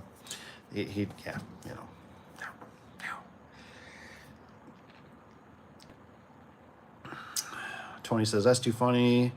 Sky said, did you get a lot of women? So effing true, Kevin. That is true, man. It is. Sky says, I missed a dog ride along. She says, congrats, Kevins. That's cool. He says, you are interested in the trade. Heck yeah. It really is. It's a super blessing. If you can bring your, there's one guy that works here. I don't think you're watching my videos, but his kids got close there, and I'm always like, he's always more welcome. He wants to bring one in for a day or two or whatever. You know what I mean? Like if that works, if they can make it work, go for it, man. I'm all about the whole next generation. Like I said, man, they need to see this stuff. They need to be around this. They really do. It helps so much. Yeah, it sucks. So, and she corrects me. Eric Scott, he says, there was an old man who used to mow a lot of grass in my area, and he passed. He says, away a year ago. He was mowing grass up until his death. He says, I wish he was still around. He says, he reminded me of my great grandfather. Yeah, sometimes, man, you get those certain people, man. They're just wonderful souls. Want to ever leave, Kevin's guy says, no relation to me. Sky says she needed a job and seemed interesting to her. Gave it a try, and it's worked out pretty. Heck yeah, man, that's awesome. Like I said, it's all right here. That's why I always tell the kids and stuff, right here, right? From some of us got a little more scrape bruises and maybe a little bit of a finger missing here and there, but for the most part, we're all pretty much. That's why I always tell the kids, it's this, controlling this, the mind. I mean, what do you do with it? How do you deal with situations? How do you get yourself out of a wet paper bag? Sky says, he says, what's up, Rusty? He says, where you at? Peter, holy cow, I got Peter. What's up, Peter? How many garage door guys can count of about 2100 support. Well, you're pretty close to me. And like I said, there was always like 6 to 8. So maybe. I mean, I guess it all depends, right? It just really, it depends too, kind of who gets out there too, and kind of, like we got a tree company around our area, and they are just blowing us up with the bandit signs. You put for on the light poles and all kind of stuff, the telephone poles. I mean, they're like at every intersection. I'm just like, holy cow! And that's good because honestly, sometimes I need some tree work, and I kind of like going, I'm going to use these because what I'm hoping, right? Not the best thing to do. I'm hoping they're going to be a little cheaper. I'm hoping they're hungry. I'm hoping, like, obviously they're looking for business. You know what I mean?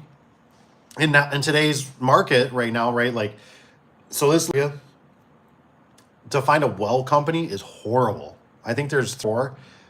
They're all so polar opposite. One company won't even deal with you unless they installed your system. Another, like, they just over the phone are telling you, well, your system's kind of older, you're probably going to need a whole new system, so you're probably looking at, whatever, 15, 20,000. You're like, yeah, I think it could be a breaker. It's just a rental, and they're like, maybe we could put you on the schedule. So it just all depends, but to find people that are hungry, that are willing to do the work, it's tough. So, if you get out there and just let people, you can do whatever. You know what I mean? Or you can do it on price too, baby. People love a good deal. You know what I mean? It just all depends on where you're at. Rusty says, Dave, prices for service calls he said 85 in April. He said, I did my profit loss statement and decided to make money this year. He says, overnight, I raised my hourly rate from 85 to 405 based on profit margin. Sky says, I'm in West PA, which is cool. Like I said, for Rusty, I don't know how Rusty does it, honestly. I mean, it's great. I'm glad it does. I know for us, like, if we told them it was a service call, they would hang up the phone. I about guarantee it. Not saying they wouldn't, because we have upped our prices over the years. We are actually, in our town, we're actually the highest. And, you still get people that are just, like I said, I think we're right around, unless they upped it, it was 120. But like I said, we also, for us, we're a little different. You know what I mean? We don't. We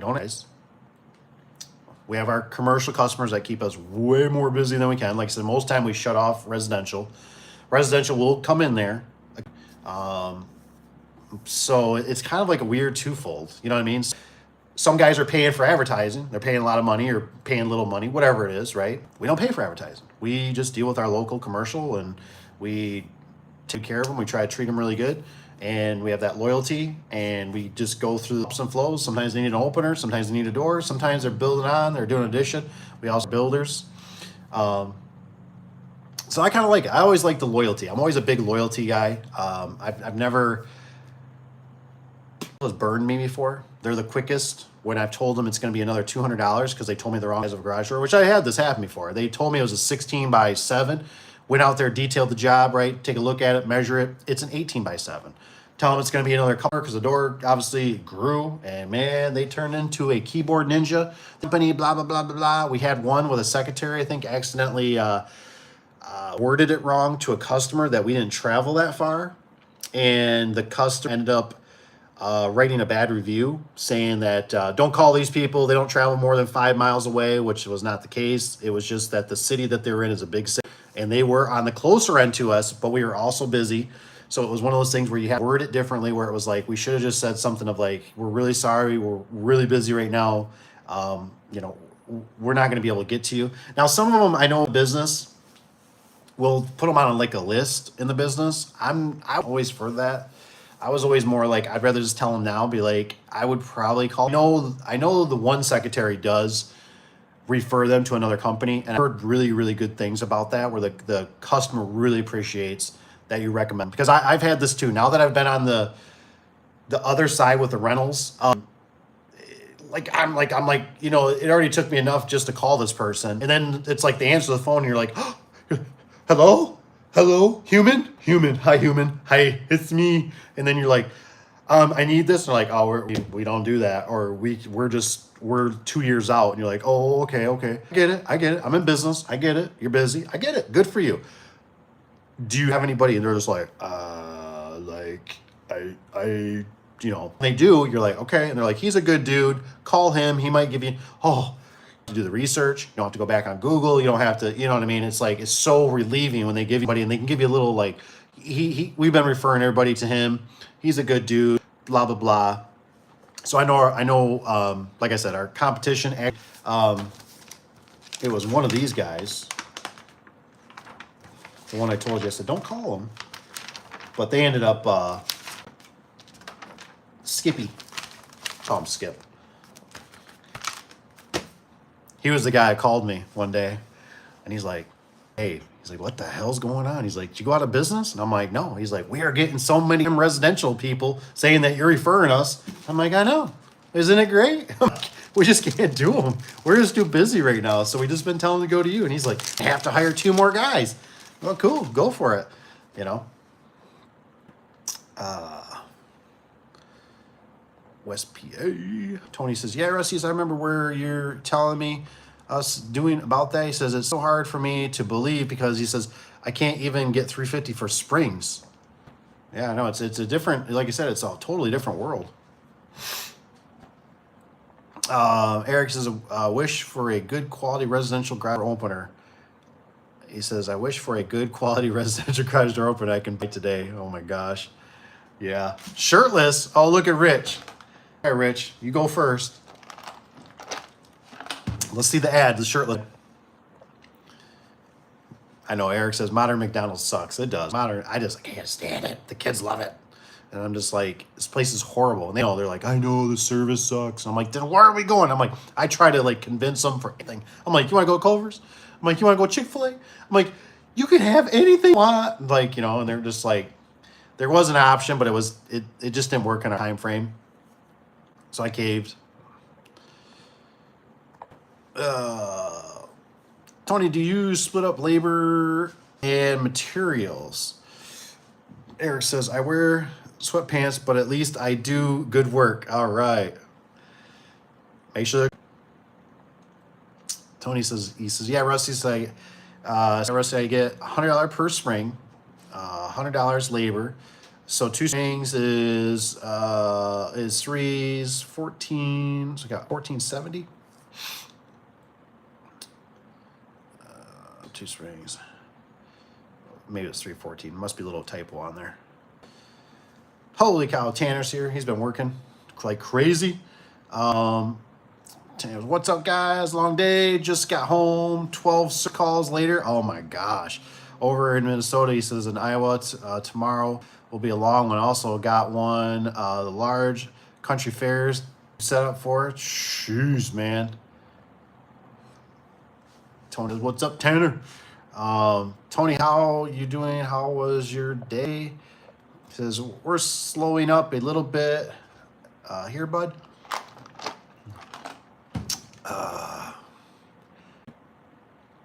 Rusty says, I don't have a service call price. I bid each job individually. Well, Rusty, maybe you can, we got the likes too. Hey, Tanner, if you jumped in here, make sure you hit the like button too. So Rusty, I guess like, it'd be interesting to know like what your competition does a little bit. Or could you like break that down a little bit? So like if you go out to a service call, let's say, and you're doing individual prices, it's a lady that she pulled out her garbage can and she hit the photo eye. I mean, it's automatically like you're not going anything below the 405. That's, I guess, where I'm kind of a little bit like, you know what I mean? Like where do you divide that line? Where like somebody goes, what? Because like, I mean, like for like art and stuff like that, that's the stuff that you would you'd be on News 8 on the front news channel, and they'd be doing the interview where they're like the guy, down, it's like, yeah, you're the service tech that you scams, you know what I mean? Like there was nothing wrong with this. And, I mean, normally, yes, you can do a photo eye and you can do a service on it, right? Spray it down with oil and all that kind of stuff. But I don't know. I just don't know. I don't see in our area. I'm kind of like with Tony a little bit, like, we're probably in the 350, 450, 5, 600 the most for a broken spring type, two broken spring, depending on the size of the door, situation.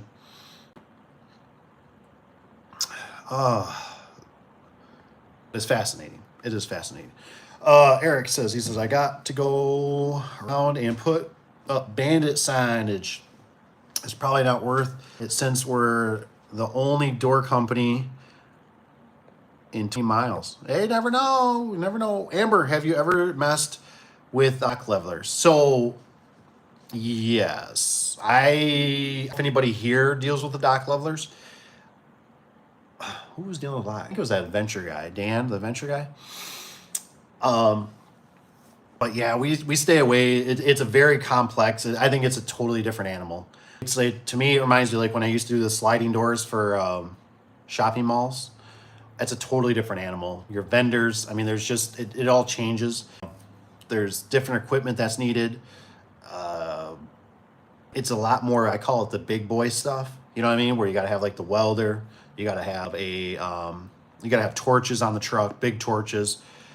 You need heavy lifting stuff, like a crane on the back of the truck or something like that. You need a different rig, and it's hard, but like I said, we just don't. Tony says, Amber says, I do a little bit. Hell review hidden by Kevin. Ooh, Kevin got somebody. It's like he swatted a fly. Tanner, he says, dock levelers are easy, just suck if you have to haul the forklift. Yeah, says that springs change, out suck. He says, it's Walmart or any food base. Yes, stuff there is. Yes, it gets gross fast. Yes, exactly. That's kind of, I think Tanner hit it on the nose. They're disgusting. They're gross. Do I think there's money in them? Yeah, I do. For me, it's very hard to have you almost have to have your own division, I feel like, especially if you're going to expand. Now, if you're doing it yourself, yeah, you can do anything, right? It's like me. I can do it too. I got to a point in the business, just like when I used to do the car washes. And this is something you might want to ask yourself. You know what I mean? In the business that you're in, could be whatever you're doing. Can you yourself and the business stay viable? That's where I ran into. And there was a lot of stuff that I was doing that I realized that I was the only I could do it. You know what I mean? Not to say maybe they couldn't be trained and that, but the thing is, like, hard to get guys. Like, once it's 4, 5, 6 o'clock, it's hard to get guys that want to work. You know what I mean? That want to work late. You know what I mean? They do it for a little bit because they're hungry. They want that money. But once they start building a family, they got the wife, they got the kids, they got the sport events, they got the kid events, they got the thing at the school that they want to. That's where it gets tough. So I started slowly retracting out of that and just went to the more organic stuff that I used to. You know what I'm saying? And dock levelers, it was like we were there, and it was like, you know what, we're not gonna do this anymore because we were have to get into custom springs. We had to go with some old stuff around here, different vendors. It was hard to get guys to switch. It's hard to get guys to switch on that. You know what I mean? You're doing dock levelers today. And they're like, what? Yeah, so you're gonna need to bring a forklift, or you gotta bring a crane, or you gotta do this, or you gotta bring a pump jack. And some guys aren't good welders. So that's always challenging. Just stuff to think about. He says, I found dread rats under a Target dock leveler.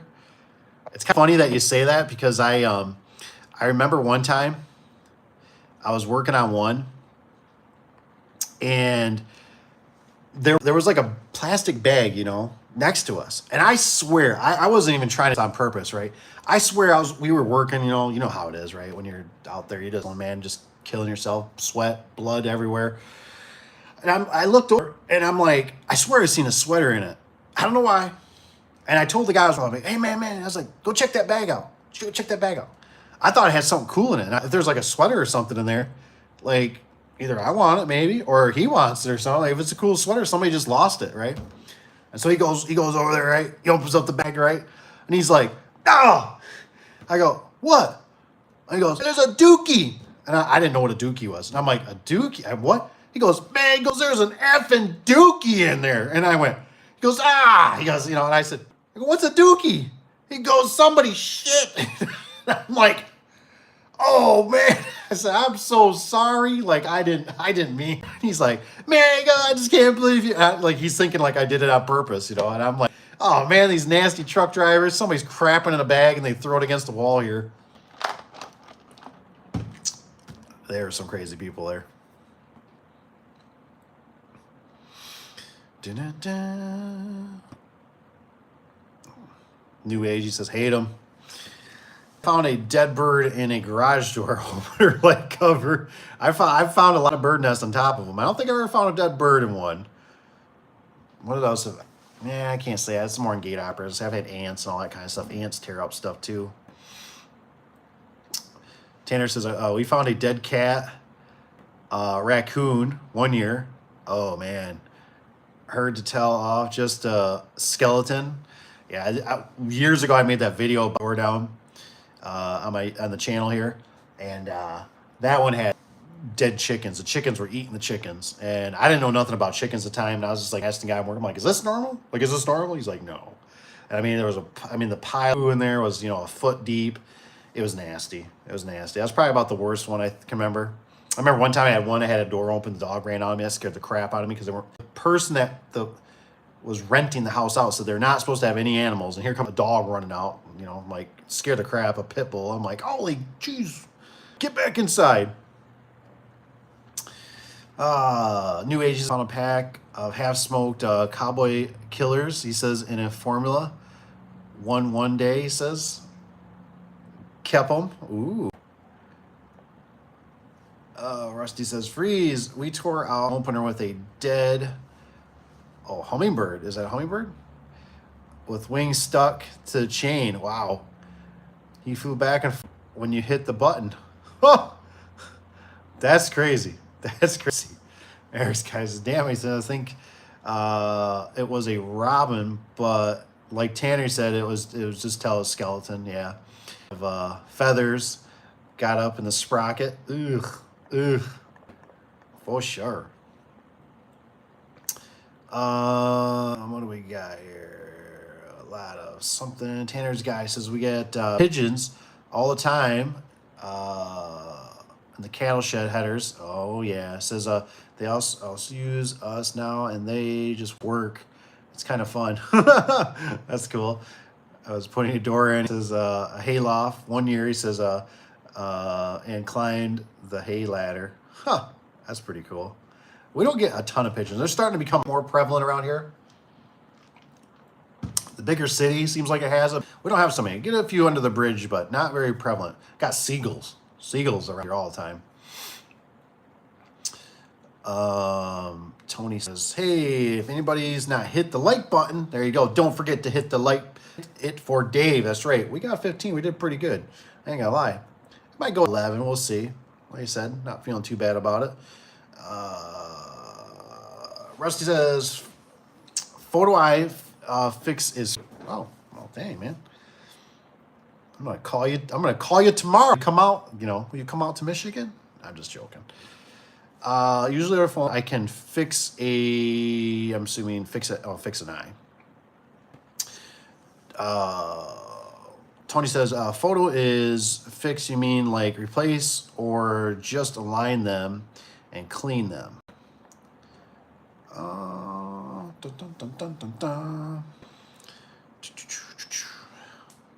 It's kind of like, I really think this is a bad thing. You guys have to let me know, because like that's the opener I did for that Menards door video that if you haven't watched, you should go watch. But I was like devastated. I was like, I crossed the photo eye and I'm like, why isn't this thing blinking and clicking? And I tell you, I really don't like that. I really don't like that, because that blinking and clicking was always my instant, like when people would call me and I would say, I'd go, and I could hear it. I could literally phone. I could hear them push the button, motors running, and I could hear it click, click, click, click. And okay, I can hear it clicking. Is it? And because sometimes the light bulb burns out. And so I'm like, is it clicking? Yeah, it's making some clicking noise, blah, blah. I'm like, okay. I'm like, that is a photo. And they're like, oh, you know what? There's cobwebs. Or my husband blew the leaves, because in Michigan we get all these leaves from trees. Cobwebs. Oh, it was because I took the garbage can out. I see it. And I mean, that saved me a lot of times. Now, with that, even there still being a light down there, I can't hear that. I don't like that. You know, I like being able to hear it and click. And I knew that was always a photo ID. So I'm really bummed about that. But that's the way they're going to start going. Tanner set to the second level to set limits on jack shaft. I heard something behind me, and it was a big raccoon. Ooh, came out of nowhere. So I didn't think I hit a rug. He says on the ladder, he says, on my way down. Oh man, that's funny. That is funny. He says, I want to get to the next job in charge of billings. Align them, get to the next job, not in charge of the billings. So new age, okay. To change sensors, I would charge $288 labor, and what parts were times 2. Okay. Yeah, I've always found out with photo eyes, it's like easy if you do go out there, do a preventative maintenance. You know, you got to tear the cover off. If it's got the old, you know, whatever, blow the dust out of it, put a little grease on there on that old chamber. You know, go through and just do a nice tune up on everything. People appreciate that more. I used to do like I'd go, you know, they'd watch me and I'd go, all right, like, okay, it's gonna be $65. And they're like, what? And I'm like, and nowadays I look at it because I know the secretaries and everybody's trained really good on it. Like we've already done everything we could do to exhaust to fix it for them. That, you know, I wouldn't even feel bad because I'd just be like, you know. And the thing is nowadays it's even better. YouTube University, baby. YouTube University. Go. Everybody has access. I don't see very many not walk around with a phone in their hand. You could figure out how to do this, but you chose not to. Cheaper, whatever, you didn't want to, whatever your case may be. It's going to be a service call, you know.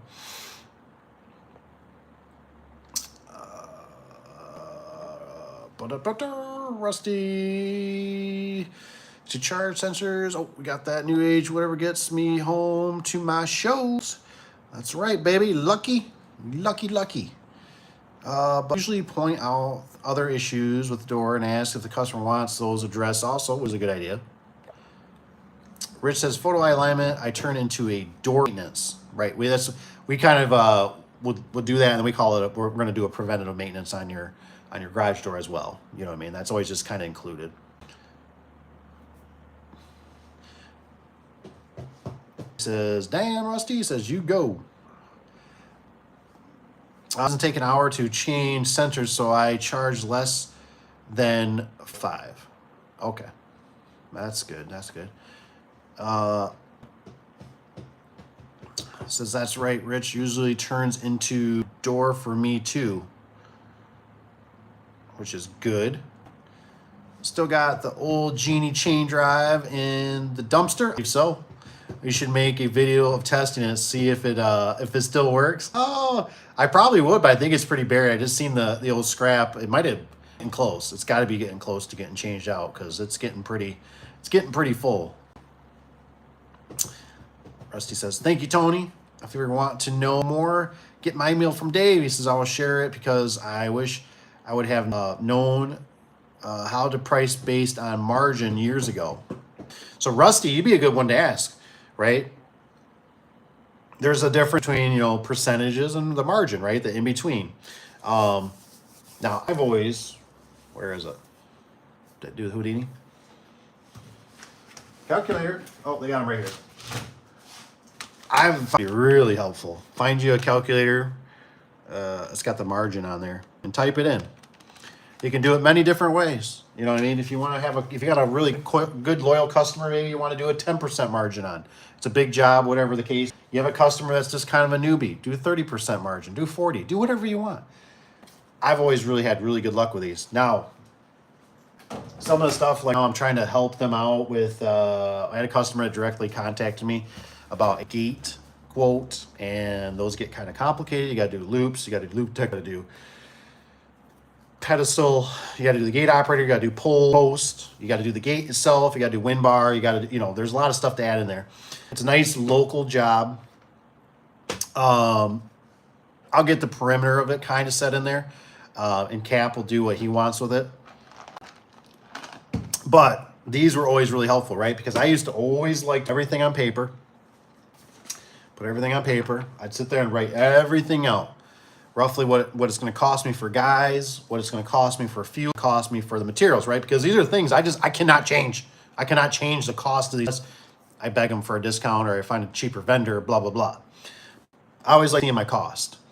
And that way, if I ever get confronted on certain jobs, bigger jobs, they say, well, here's the thing. I found somebody, we're tight on this. They're $500 cheaper. Now, most of the time I try to call them out and say, can I see it? Pretty good about it. They'll show it, whatever. And I'm like, it just all depends on the business, right? It's like, well, it's local. It's been a good customer. I believe them. We want it. You know what I mean? We can match it, maybe knock $100 off if the numbers are, I had a customer that was a loyal customer. It was for a $5,000 gate operator, quite a few years ago. And he says, your competition came in at, I think it was like 42. And I said, we just can't do it. I said, I finally thought about it long enough. And I said, we can't do it. You can't do it. He came back. So you got to watch that stuff, right? He came back and said, well, I guess they had a misconnect after I kind of told him to go ahead. And I'm like, oh, really? Now I was looking at it, right? You can always get the bright side of things. I was always looking at it thinking to myself, I'm going to let my competition install it. And I already know my competition. They don't have direct access to their technicians or the owners or anything like that. They're going to have to go through all the secretary stuff. I know their service is not as good as ours. I know it takes them forever to get to you. So they're going to install it. And by the time they screw things up, which they're going to, because I know their work, I'm going to get, $65, $85 a pop out of first call. And I come out there, I'm going to make the money back in a sense. You know what I'm saying? Like, so it was like, to me, it was like, go ahead. I just had to let it go. And finally he said, we'll do it. So sometimes you just got to hold your ground. It all depends on where you're at with a business. That's how I get it. Business is never really set.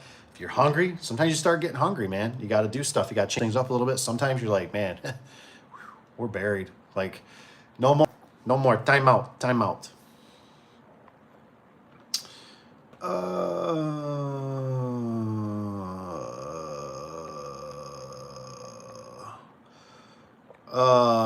Thank you, Tony. If you want some email, if you're free, says if I ever make an opener, I will have a blinky or a blink 3 times for force issues and 5 times for sensors. There you go. Yeah. Like I said, hopefully, maybe Eric, maybe you'll make one, man. I'm on board. I'm game, buddy. I think you might have better luck because maybe there's like maybe they're like grandfathered in. Like if you could get people to send you, like I don't know what it would take me to be like, I guess you'd have to have free shipping, and I don't know what it'd be like if you're like $10-20. I don't know. But if you could refurbish like old openers, like they'd have to turn it in like a core, and then you could get another one. That'd be pretty cool.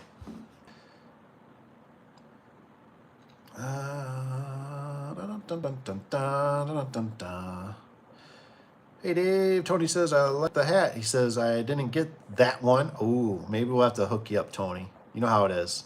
We'll have to see if we can rub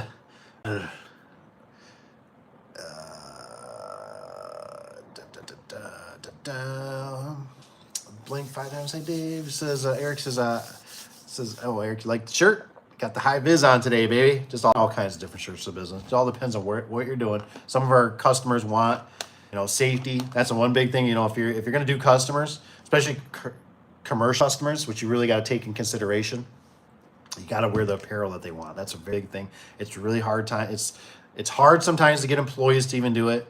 I don't want to wear the hard hat. Why? Is this guy going to find? Look, I don't care, dude. Look, that's what I'm calling for. You got to do it. You know what I mean? Like our one customer, our good one, they like us to wear high vis, all their truck drivers, and they'll be the ones that'll say to somebody else too, and say, hey, why do we got to when they don't have to, New Age says, I'm putting in one of those MyQ video keypads today. Oh, I put in one. Oh, did it go good? Everything went smooth as glass? Tanner says, Tony, he says, if you're slow next week, we have 24 by 18.3 door to stick in. He says, if that's not enough, notice, he says, we have a 30 by 18, 24 by 18, 18 by 18 going in a shed in a month or so. Says we can talk Dave into coming. Gosh, I'm hoping I can get down there. I keep wondering about with the. I keep going, man. I hope the weather gets a little cooler, But what I'm concerned about is what I didn't really factor in is I didn't factor in that I got a couple rentals that are going to be coming online, like hardcore, and I'm worried. I don't know, man. I'm almost scared. I'm scared for hunting season even because I think I'm gonna be pretty tied up. I don't know. It all depends. It all depends on what I find for contractors, and gosh, I just don't know. It seems like every time I'm like, oh, next week will be slow. It's just like slammed. You know what I mean? And then, like I said, I've gotten a few customers through the hotline of doing some of their stuff, which is great. It's great. I'm not complaining, but it's just, man, it's been, I forgot. I wrote it down on the agenda. Didn't look at the agenda. They contacted me like, hey, you still coming? I'm like, oh my gosh. I'm like, you know what? I looked at one and I thought that was you, and I totally scratched the rest off my list in my head. And that's why you need to look at your agenda. And so I said, I can come now, or I said, I can make it tomorrow, whatever you want. And they said, that's fine. We'll just do it at the next appointment, the next day. I said, oh, it's like, man. But I'd like to see some of those big doors at Tanner, that's for sure. And I got to come see Tony. And I want to see Josh. I miss Josh. He hasn't talked to me in a while. I gotta reach to him, see how he's been. He had a lot of stuff in the fire, man. He's a good dude though. Super good dude.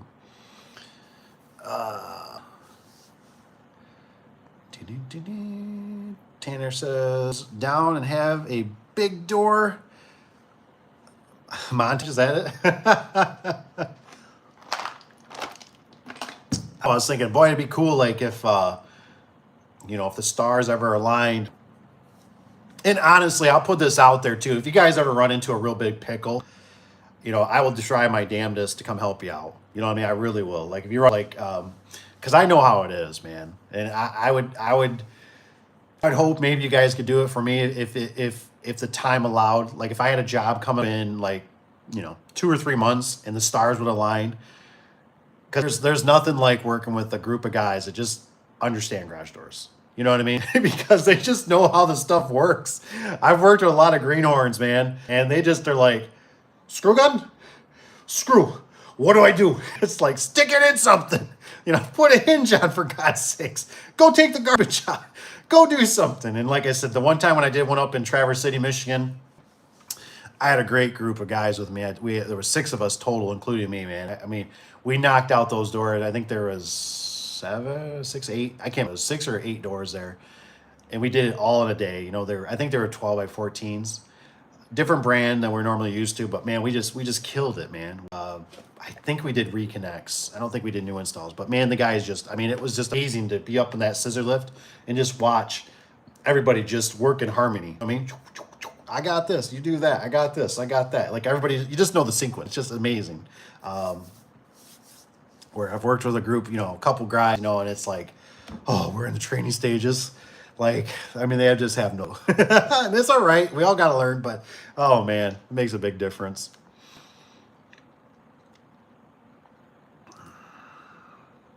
Let's see. New Age said, I told my boss it felt too homeownery. Was that for the picture? New Age says, wasting my skill with these stupid Wi-Fi settings. Oh, gotcha. He says, settings these boomers can't figure out. Damn Wi-Fi password, unreal. Oh man, I'm kind of glad you brought it up because I figured that's what going to kind of be, and that's where I agree. I think Tony said it best. That's a personal security type thing. Like maybe Tony can mention it again, but I don't do that. You know what I mean? I'm not getting into your, you know what I mean? I want to be on your phone and be like, oh my gosh, what is this? Naked somebody, What's Freeze got here? He says, Eric says, we got to go up to Michigan and do whatever a bunch of garage door guys do. He says, probably drink beer, complain about politics and society. It's like that video. There's nothing but damn trees up here. That's all it is in Michigan. It's trees and lakes. That's all you do. There's a lot of area to cover. We got some pretty big cities, though. I mean, you got, like Detroit and stuff, but we got some pretty rough areas too. I mean, I think we got the cities, and like the whole United States. I think I looked at that list. This was quite a few years ago. I was like, great. I was like, we're the only state that's got two. I think. I'm sure some have grown because you watch the news and there's pretty bad areas, man. So I don't know if we're at the top anymore, or at least the third. Air freeze. This is, yeah, Tanner. He says, have Dave pick me up along with my hernia belt, fag brace, and Surewinder. Now that was a good one. That's a good one. That's all right, Tony. Somebody's got to take out the garbage, man. And we'll use your Surewinder. So it won't be bad at all.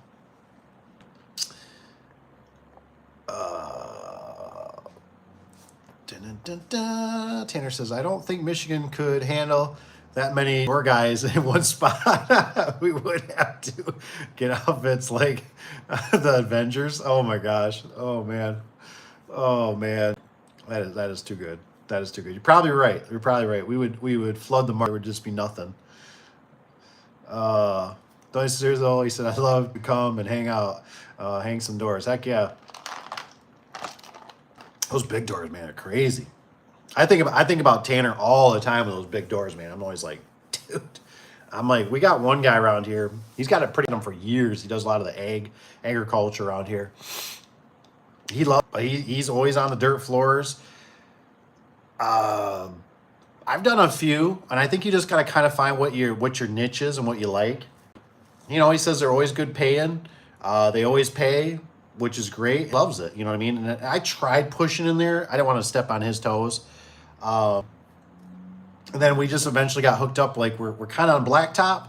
It seems like we're always on blacktop to some degree.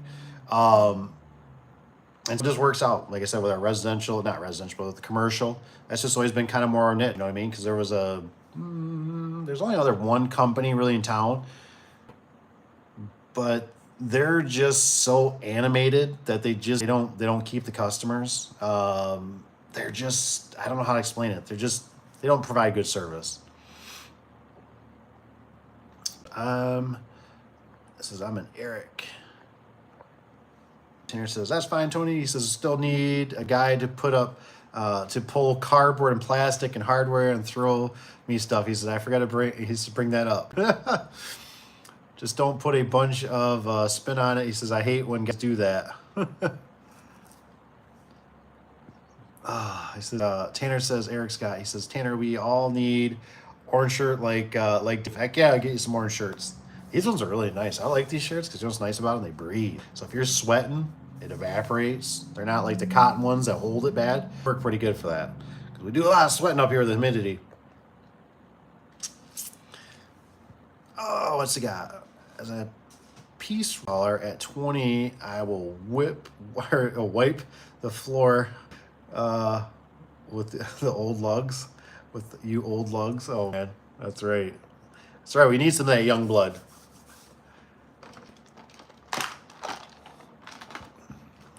Tony says you got what was that Turkeyville too? Dave, he says I was there this weekend. Yeah, we don't have we got some of the farmers. We got a few up here for the turkey. But we got a couple big cow farms that are out a little way, probably we're probably about all of 15, 20 miles away from the shop. But we don't have a lot. Like I said, it's pretty much, a lot of road commissions, which are great because they don't have the dock levelers. Some of the ones that do have the industrial that have the, what are they? They're more like exchanges, you know what I mean? For like, they bring product in, semis to the docks, all that kind of stuff. Things of that nature. A good handful of builders, which is nice. The red steel builders. Those guys work pretty good. Trucking, we're pretty big in the trucking ones. A lot of trucking guys around here. And the trucking ones work great because we do gates, and then we do a little bit of fencing. And then we also do their overhead doors and their commercial, garage door openers and all that jazz. I look good in orange, but it will probably get soiled in grease and oil. Yeah, they get torn real easy too, or sparks wax them real hard. You know what I mean? That's for sure. There's no doubt about that. Especially when you start getting a little gut too. That gut seems to rub on everything, unfortunately. That's true, Tanner. He says would work good in the orange shirt. My tan would look good. Oh, my tan. Tanner says, yeah, it would match my hair. It was like traffic cone. You know what's funny about the traffic cone? I normally would always wear, I think Dickies. I was kind of onto Dickies for. I'd wear black pants, you know, because my stuff's always getting dirty. So Dickies, right? Well, I always wear the orange, and I always felt like a pumpkin. I was always like, man, it's like Halloween color. I got black pants, I got orange shirt, so I'd always wear the green one sometimes. But the orange works great too. It just changes things up because it seems like everybody always had the green, so I always like the orange a little bit. And they work good sometimes for certain events, especially if you got kids or you're like in an arena where you can like point yourself out. You're like, just look for the guy in the orange, and they can see it anywhere in the arena, you know, or even high vis or whatever. Just something different always looks good. I can't wear anything without getting it dirty. My wife hates it. I constantly wear my work shirt. Yeah, I get it, man. It's tough. I don't know if Cap's gonna do it. I was gonna mention it to him. We actually used to have a uniform service, and I kind of miss it. It almost at one point seemed kind of overkill, but honestly, because we do so much commercial, I think it'd be beneficial because there has been times I know for myself even, man, I'm like, it kind of holds you back from doing maybe such a easier way to do it or job. Like when you got to reach over and something that's all dirty, you're like, I'm not getting my stuff all dirty. Screw this. Like I'll just do this and this will work versus maybe you should have got in there a little more depth on something. So I think the uniforms, and it's just nice because the uniform company we use, I mean, you could not stop them. I mean, they still sew it, they replace the shirt. But you couldn't put nothing they couldn't get out. I mean, it was amazing to me. I'd have grease all, you know, I'm like, oh, they're good luck with this. You throw it in their bin, they clean it. It really is a nice service, you know. We got rid of it because things were kind of, I decided at the time, this was quite a few years ago, about just buying clothes. I was like, I'm just going to buy, refund them money of some sort. Because it ran into a little bit. Some guys would complain, well, I'd rather have shorts or the pants. I don't really like it, so I'll wear my own pants. And it was like a point where I was like, my goodness, like, why are we paying for this service when all you're wearing is a shirt and you're not wearing the pants? So it gets a little goofy, you know what I mean? But I miss it, you know what I mean? Same. Eric says my Led Zeppelin shirt got black on the shoulder from removing a Genie screwdriver. Heck yeah, it's really easy. Those Genie screwdrivers are notorious for it. What does it say? I wear green ones because it's required. However, I was up to me, I would fire the sales team. Tanner says, I dress like a cartoon character. He says, I wear my cowboy boots, Wranglers. He says, and my my door shirt. He says, and a black, was it black or gray every day? He says, and of the week. He says, and I buy the same jeans. I just buy like 4 at a time at the same time. Yeah, I've always kind of considered more like, I'm like, not full, but I'm like, I'm just gonna start buying like Amish. You know what I mean? Like sometimes I don't like sitting there thinking about what you know, this or that. It'd be nice just to stay like, you know, kind of like was it like Steve Jobs? I think he always wore kind of the same stuff, you know. So you don't put a lot into it. Sometimes it's amazing. It seems like the older I get, the more I look at time, and I value the time. You know what I mean? Like I just go, like I said, something happened, man. 40, something changed. You know what I mean? And I see more people now. You know, it's the, you know, who was that one guy, that rapper dude, right? He just passed away, what, 52, 56, just, you know, on stage, whatever. Rabbit, I don't know if anybody follow. If you know who Rabbit is, just say a little something after Rabbit. He got stomach cancer, man. I think he was 45. You just don't know, man. Life is short. Life is short. You gotta, that's why every day, man, hey, it's like, it's good to suck in the air. Tony says, that's funny, Tanner. He says, when I'm in Texas, I wear my cowboy boots. He says, shorts and work shirt. He says, ladies used to crack on me on my outfit, but my accent. That's funny. I love it about the accent. I go in Tennessee and they're always giving me crap. They're like, you got an accent. I'm like, I'm not the one that's got an accent. They're like, yes, you do. I says, you. I love it. I could never find a good pair of cowboy. The problem I always have on my feet is anytime I don't wear stuff with laces, the back of my heel is raw. You know what I mean? Because I don't know if it's like I'm just taking tons of steps. It's probably not the right shoe, obviously, or they're not broken. Because I know people swear by them, but I like some cushion, man. I like all kinds of different boots.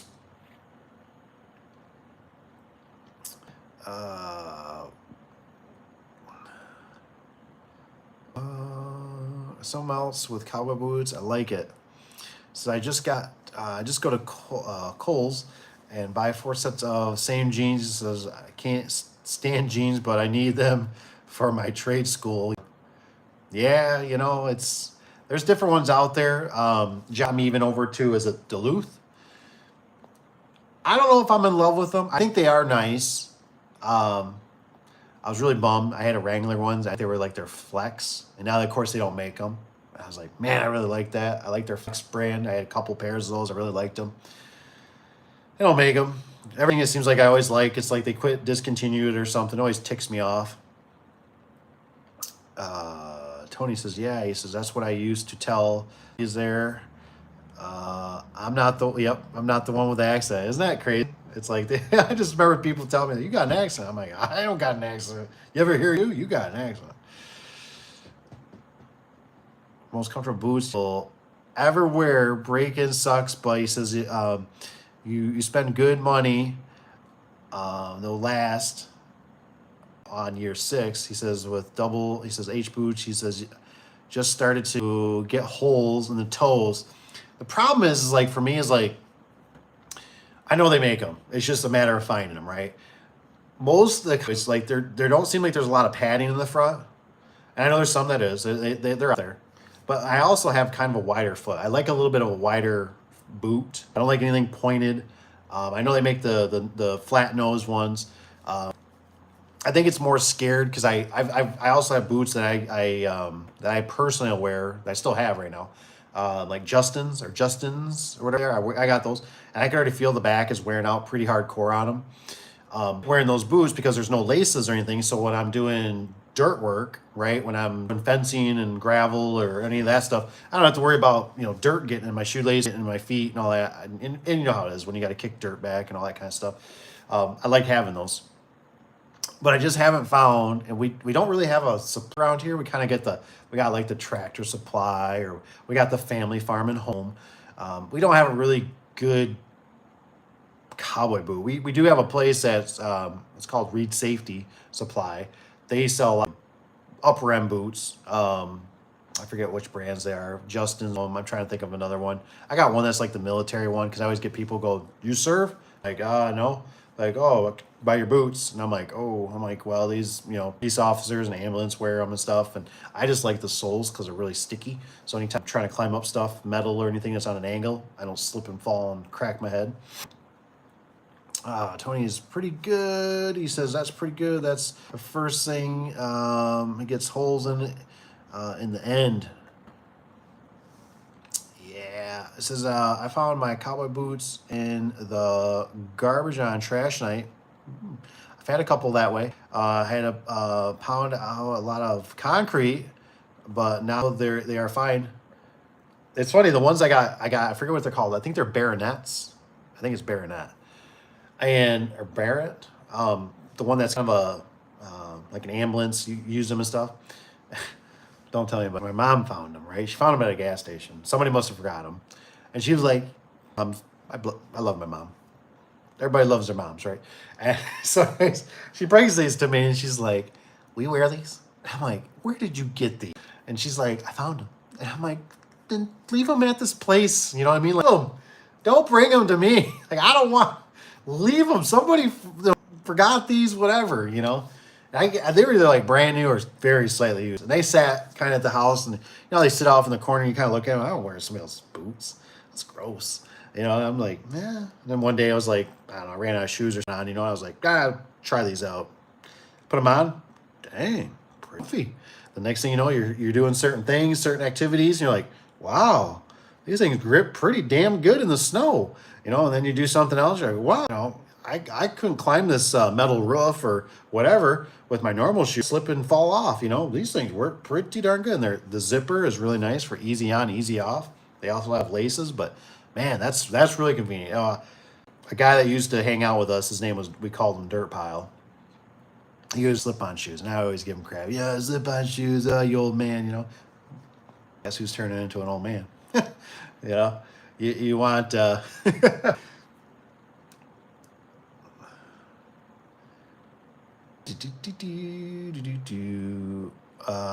just got a good. I call them my church boots.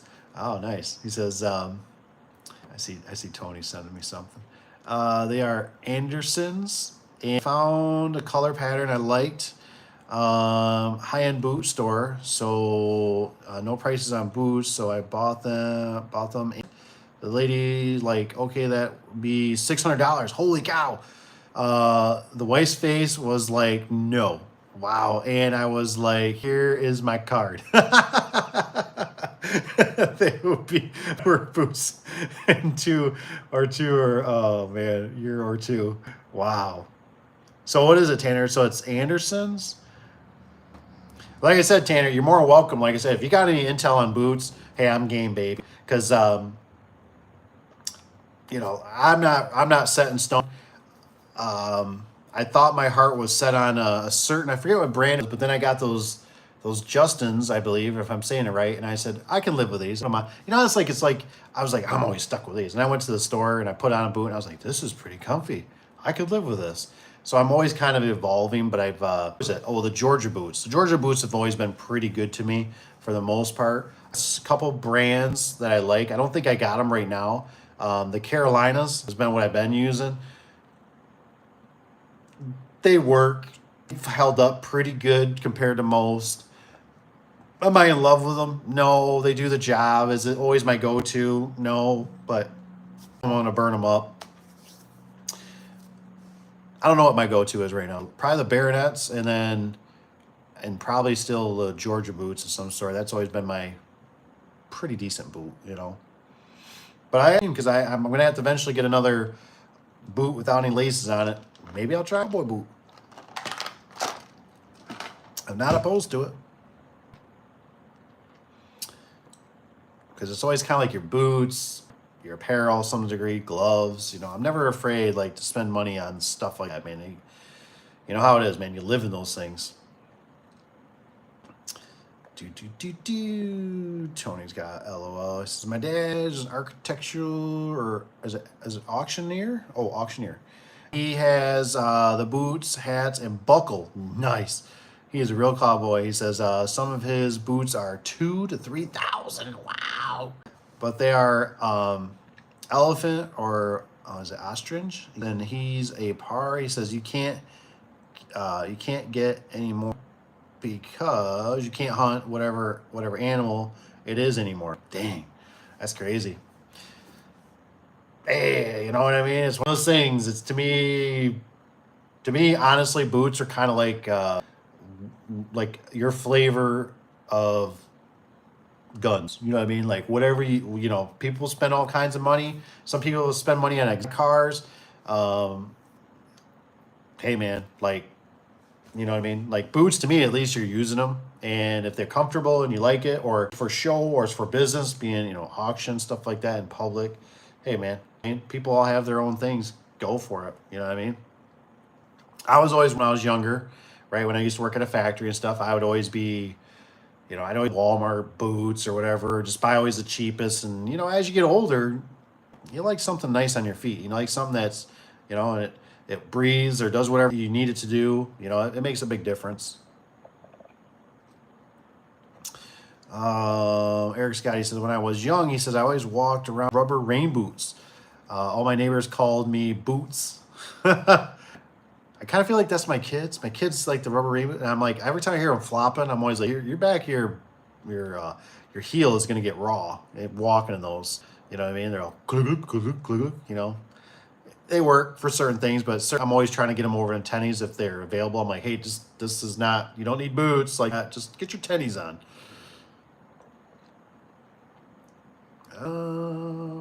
It says Tanner says he says Justin's are okay. So they are cheaper, don't last as long, but break-in is fast. Yeah, I'd say the break-in is fast, and they probably don't last as long as. Gosh, I don't know what boots. I'm not as hard on them as I used to be. So, but I would say about a year is what I get out of boots. You know, especially when I was hardcore onto the scissor lift and the ladders and stuff like that, walk in the factories. That can be pretty hard on them. You know what I mean? So I might get about a year and a half, 2 years now. But I also found for me, it always helped too, just to normally switch through the day because I got sweaty feet. So a couple pairs of socks, even another change of boots, that feels fresh sometimes, you know what I mean? Just to put on a pair, you know, almost a change. I don't know why I'm noticing as I'm getting older, might seem like they like a change of soles. I don't know if that's just me. But I feel my foot getting like almost like like it gets sore-ish almost, and then it's like you put on, it's like wow, it's like putting on like fresh underwear, fresh. I don't know if that's just me. Tony could chime in that, you know, since he got the back brace or whatever, you know, he's got all kinds. Tony, is that normal? What am I missing here? This is if I get boot, he says I want it to last. I agree. You know, I think. My problem was they start, you know, you got to wash those puppies, right? I take them out, scrub them in the whatever, the bucket and stuff. Because I had a pair of, what was the ones that they told me? The Red Wings. Red Wings last. And they held up pretty good, but geez, man, they start getting a funk to them. And especially when you're working around like weird, when you're working like in a factory and stuff and they get cuts in them and it's like almost like, it's like an infection. So it gets like down in there and, you know, it just gets, it's like it's growing its own. It's like having a teenager boy. You know what I mean? Just it's like that thing. Just she's worn out. I don't know. And I heard different things about Red Wings. They sold. They're this or that. People have. I don't even know what they are anymore. I haven't had a pair of Red Wings in a long time. Of course, you know how it was back then. You go on the bus or whatever would show up, right? You know, you have to go on there, and of course, well. Hey, it's only, you know, these are only $170, $210 or whatever, and they'll take it out of your paycheck, $10 a week, and you're like, okay, I'll do it. What's up, Mr. Liftmaster Evan? What do we got here? This is how common is it that your current Chamberlain wall buttons become unresponsive? Got someone needing their Ace LMW replaced. Ooh. I don't know about that. I haven't noticed that so much. I notice wall buttons, like if you over tighten them, that's the death of them. It seems like, so I always leave them just a touch loose, or they kind of almost rattle just a little. But it's Liftmaster. I know.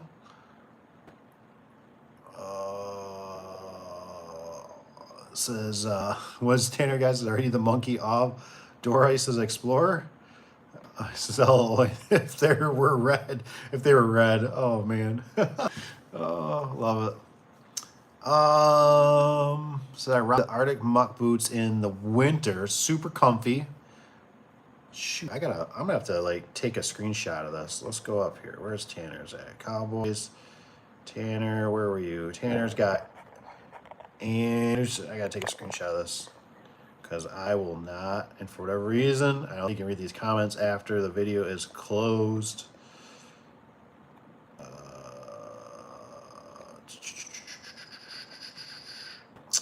So Tanner's got the Arctics. I didn't do that right. Rock the Arctic, comfy, warm, and they last. They were around 250, 300, and I get my get many winners out of them. Nice. What's Age got here? He says the Flea Farm Carhartt boots with composite toe. Carhartts. I've had some Carhartts. They were all right too. You know what I mean? it might be one of those things I haven't spent the money because I just never get something. I'm like, this boot is 5 or 6 years old. Boy, she's held up really good. I don't know if I'm just really hard on them. I don't know if it's because Michigan, we just always constantly have a lot of moisture. It's muck. It's all kinds of things. My wife gets after me sometimes because she's like, I don't know what I got. I think I got like 5, maybe 6 pair of boots, different shoe, you know, and she's always like, why you got so many? I'm like, honey, you don't understand. Like, I live in these things. Like, yours are decoration. Like, and you got 20. Like, I got to make a living in mine. Like, I got to live in these things. Like, so you guys know how it's like. I got a pair like for like around the shop here. We'll get that weird slush/rain season, and you get like, you know, 3 or 4, you know, whatever, 2 or 3 inches of that slush, that wet stuff. And it's like, there ain't no boot gonna hold up unless it's like a boot. So I like the Georgia boots because they got big holes on the side to help pull your boots on. And those have worked really good to keep, you know, your feet dry during the wintertime and stuff like that, or that weird off season. You know, like I've said before, if you get the sand, I don't like laces for sand or dirt or anything like that. Or anything it's dirt work because it gets in there, it finds its way into your socks. You know how it is. End of the night, end of the day, whatever, you take your sock off, it's like sand smacks you in the face. You know, and then you look at your foot and you're like, ooh, I mean, there's dirt trails on it. You know, you're like, this is gross.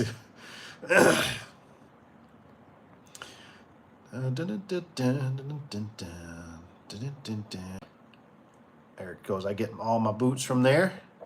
Tanner says if you have protective toe composite is the way to go. They don't get as cold, which is true. And the wind is they suck if you somewhere real heavy falls on your foot. I'd rather have the steel it says my toes cut off. Yeah, that's for sure. You know, there's no doubt about that. I always do like the firm toes. I'm always kicking things, and then I'll wear a shoe that I don't have it, and I'm like, I kick it. I'm like, that's stupid. Like, or you just get something. It just seems like that I've always had protection on my toes, and then it's like somebody just runs it over it or something, a dolly, whatever, and it's like, God dang, dude. Deposit. Other than that.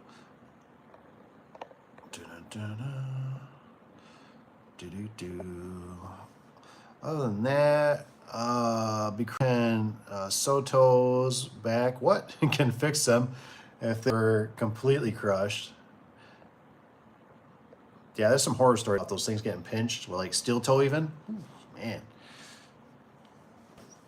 Tony says, I'm just messing around. Don't have back brace. He says, but I've had 2 hernia surgeries. I still think I'm young pup. He says, by the end of the day, I feel like a really old man, though. Oh, man. That's funny. That's all right, Tony. We love you. New Age says, I'm 28, but my back is 40. It happens, man. It goes quick. That's why I'm always telling people, I'm like, you got to watch that stuff. It creeped up on me. I was the same way. I was really about you guys today, and I was thinking, you know, about how your demographic changes in your brain. It's gonna happen to all of us over time, right? I mean, I always like to use the bicycle, right? You know, remember how important a bicycle was? That was your freedom. You know, you loved riding a bike, and then now you got a car, and you're like, I don't really want to ride a bike. You know what I mean? And your life changes. Now I'm like that stage where like I don't even really like driving. I'm like, I'd rather escort me around. You know what I mean? Like I'm almost waiting for the kids to drive, where I'm just like, yeah, take me to the grocery store. Yeah, take me down to the gas station. You know what I mean? Because I like looking around. You know, I like staring off. Oh, what's going on over there? You know, or whatever. Versus, things always change. You know, so but man, the body, it took a toll. It's like I said, when it was the 40, man, she hit hard for me. So I'm glad using the Surewinder or the spring turner or anybody that helps using things for assisting. You know, the bearing blaster. You know, anything like that. 24 in 24 hours mentally says he says mentally I'm 70, always tired. Yeah, it's especially now with all the stuff in the world, man, that stuff can put a lot of burden on. Eric says even Brazilian Hot Dog made a video showing that the new LiftMaster buttons use cheaper switch. Oh, the LAC screws now have one switch instead of two.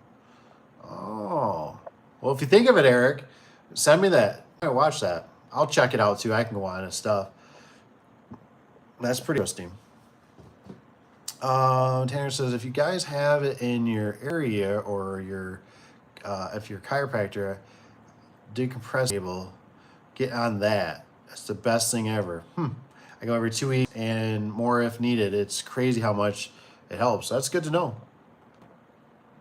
Eric Scott, happy birthday, Evan. I went on a date with, was it Cheerio? Tanner, I have inversion table and positive pressure 3D massage chair. Best thing ever. I know. Tony he's always like, that darn thing. It looks so nice. I got about best thing I ever got, a hot tub. That's about all I get. I like the steel toe so I can pound stuff into place. Yeah, that's kind of how I feel about the steel toe. It's like that bottom section always gets me, right? Put your track in, I always got to kick that bottom door in, that bottom section. Tanner says, that's what a heel of my, the heel, okay. Squirrel toe is for me. Yeah, the inversion table are good, but you can't hang upside down for a long decompression table. Oh, okay. Decompression table. You lay there, they hook a belt and cable. Wow, is this getting kinky or what? To machine pulls you, so you can, good. By the online, he says they can be anywhere from $3,000. Wow. For a home one, or chiropractors cost $30,000. Dang, man. That's crazy. Ugh. All right, guys. I think we all got to work tomorrow. What is tomorrow? Thursday? Thursday. Short week. I hope you guys had all a good Labor Day. I hope everything went good. Kept all your fingers. A good tip for the future: if you buy a new lawnmower, get one with a suspension seat. Yeah. Rich was sending me some of the pictures of his, man. That was awesome. I agree, especially if you get like those zero turns. Man, those are hardcore. All right, cut out. Thank you guys for being here. I hope you guys all have a wonderful night. I hope you have a wonderful day. Keep hustling, man. Keep that money flowing. We got mouths to feed. So, Service Spring, thank you. Anywho, I'm out of here, guys. Thanks for hitting the like button, and we'll see you on the next one. Don't know when it'll be, but we got another video coming out. The one will be with Cap too. We couldn't get that van. We finally had to pull it out. We got lucky. So stay tuned for that video after I get done editing it. That was a little bit interesting. That was a little sketchy, but it wasn't as bad as when we got stuck in the snow blizzard. So, but anyways, thanks for being here, guys. Have a good night, and we'll talk to you later.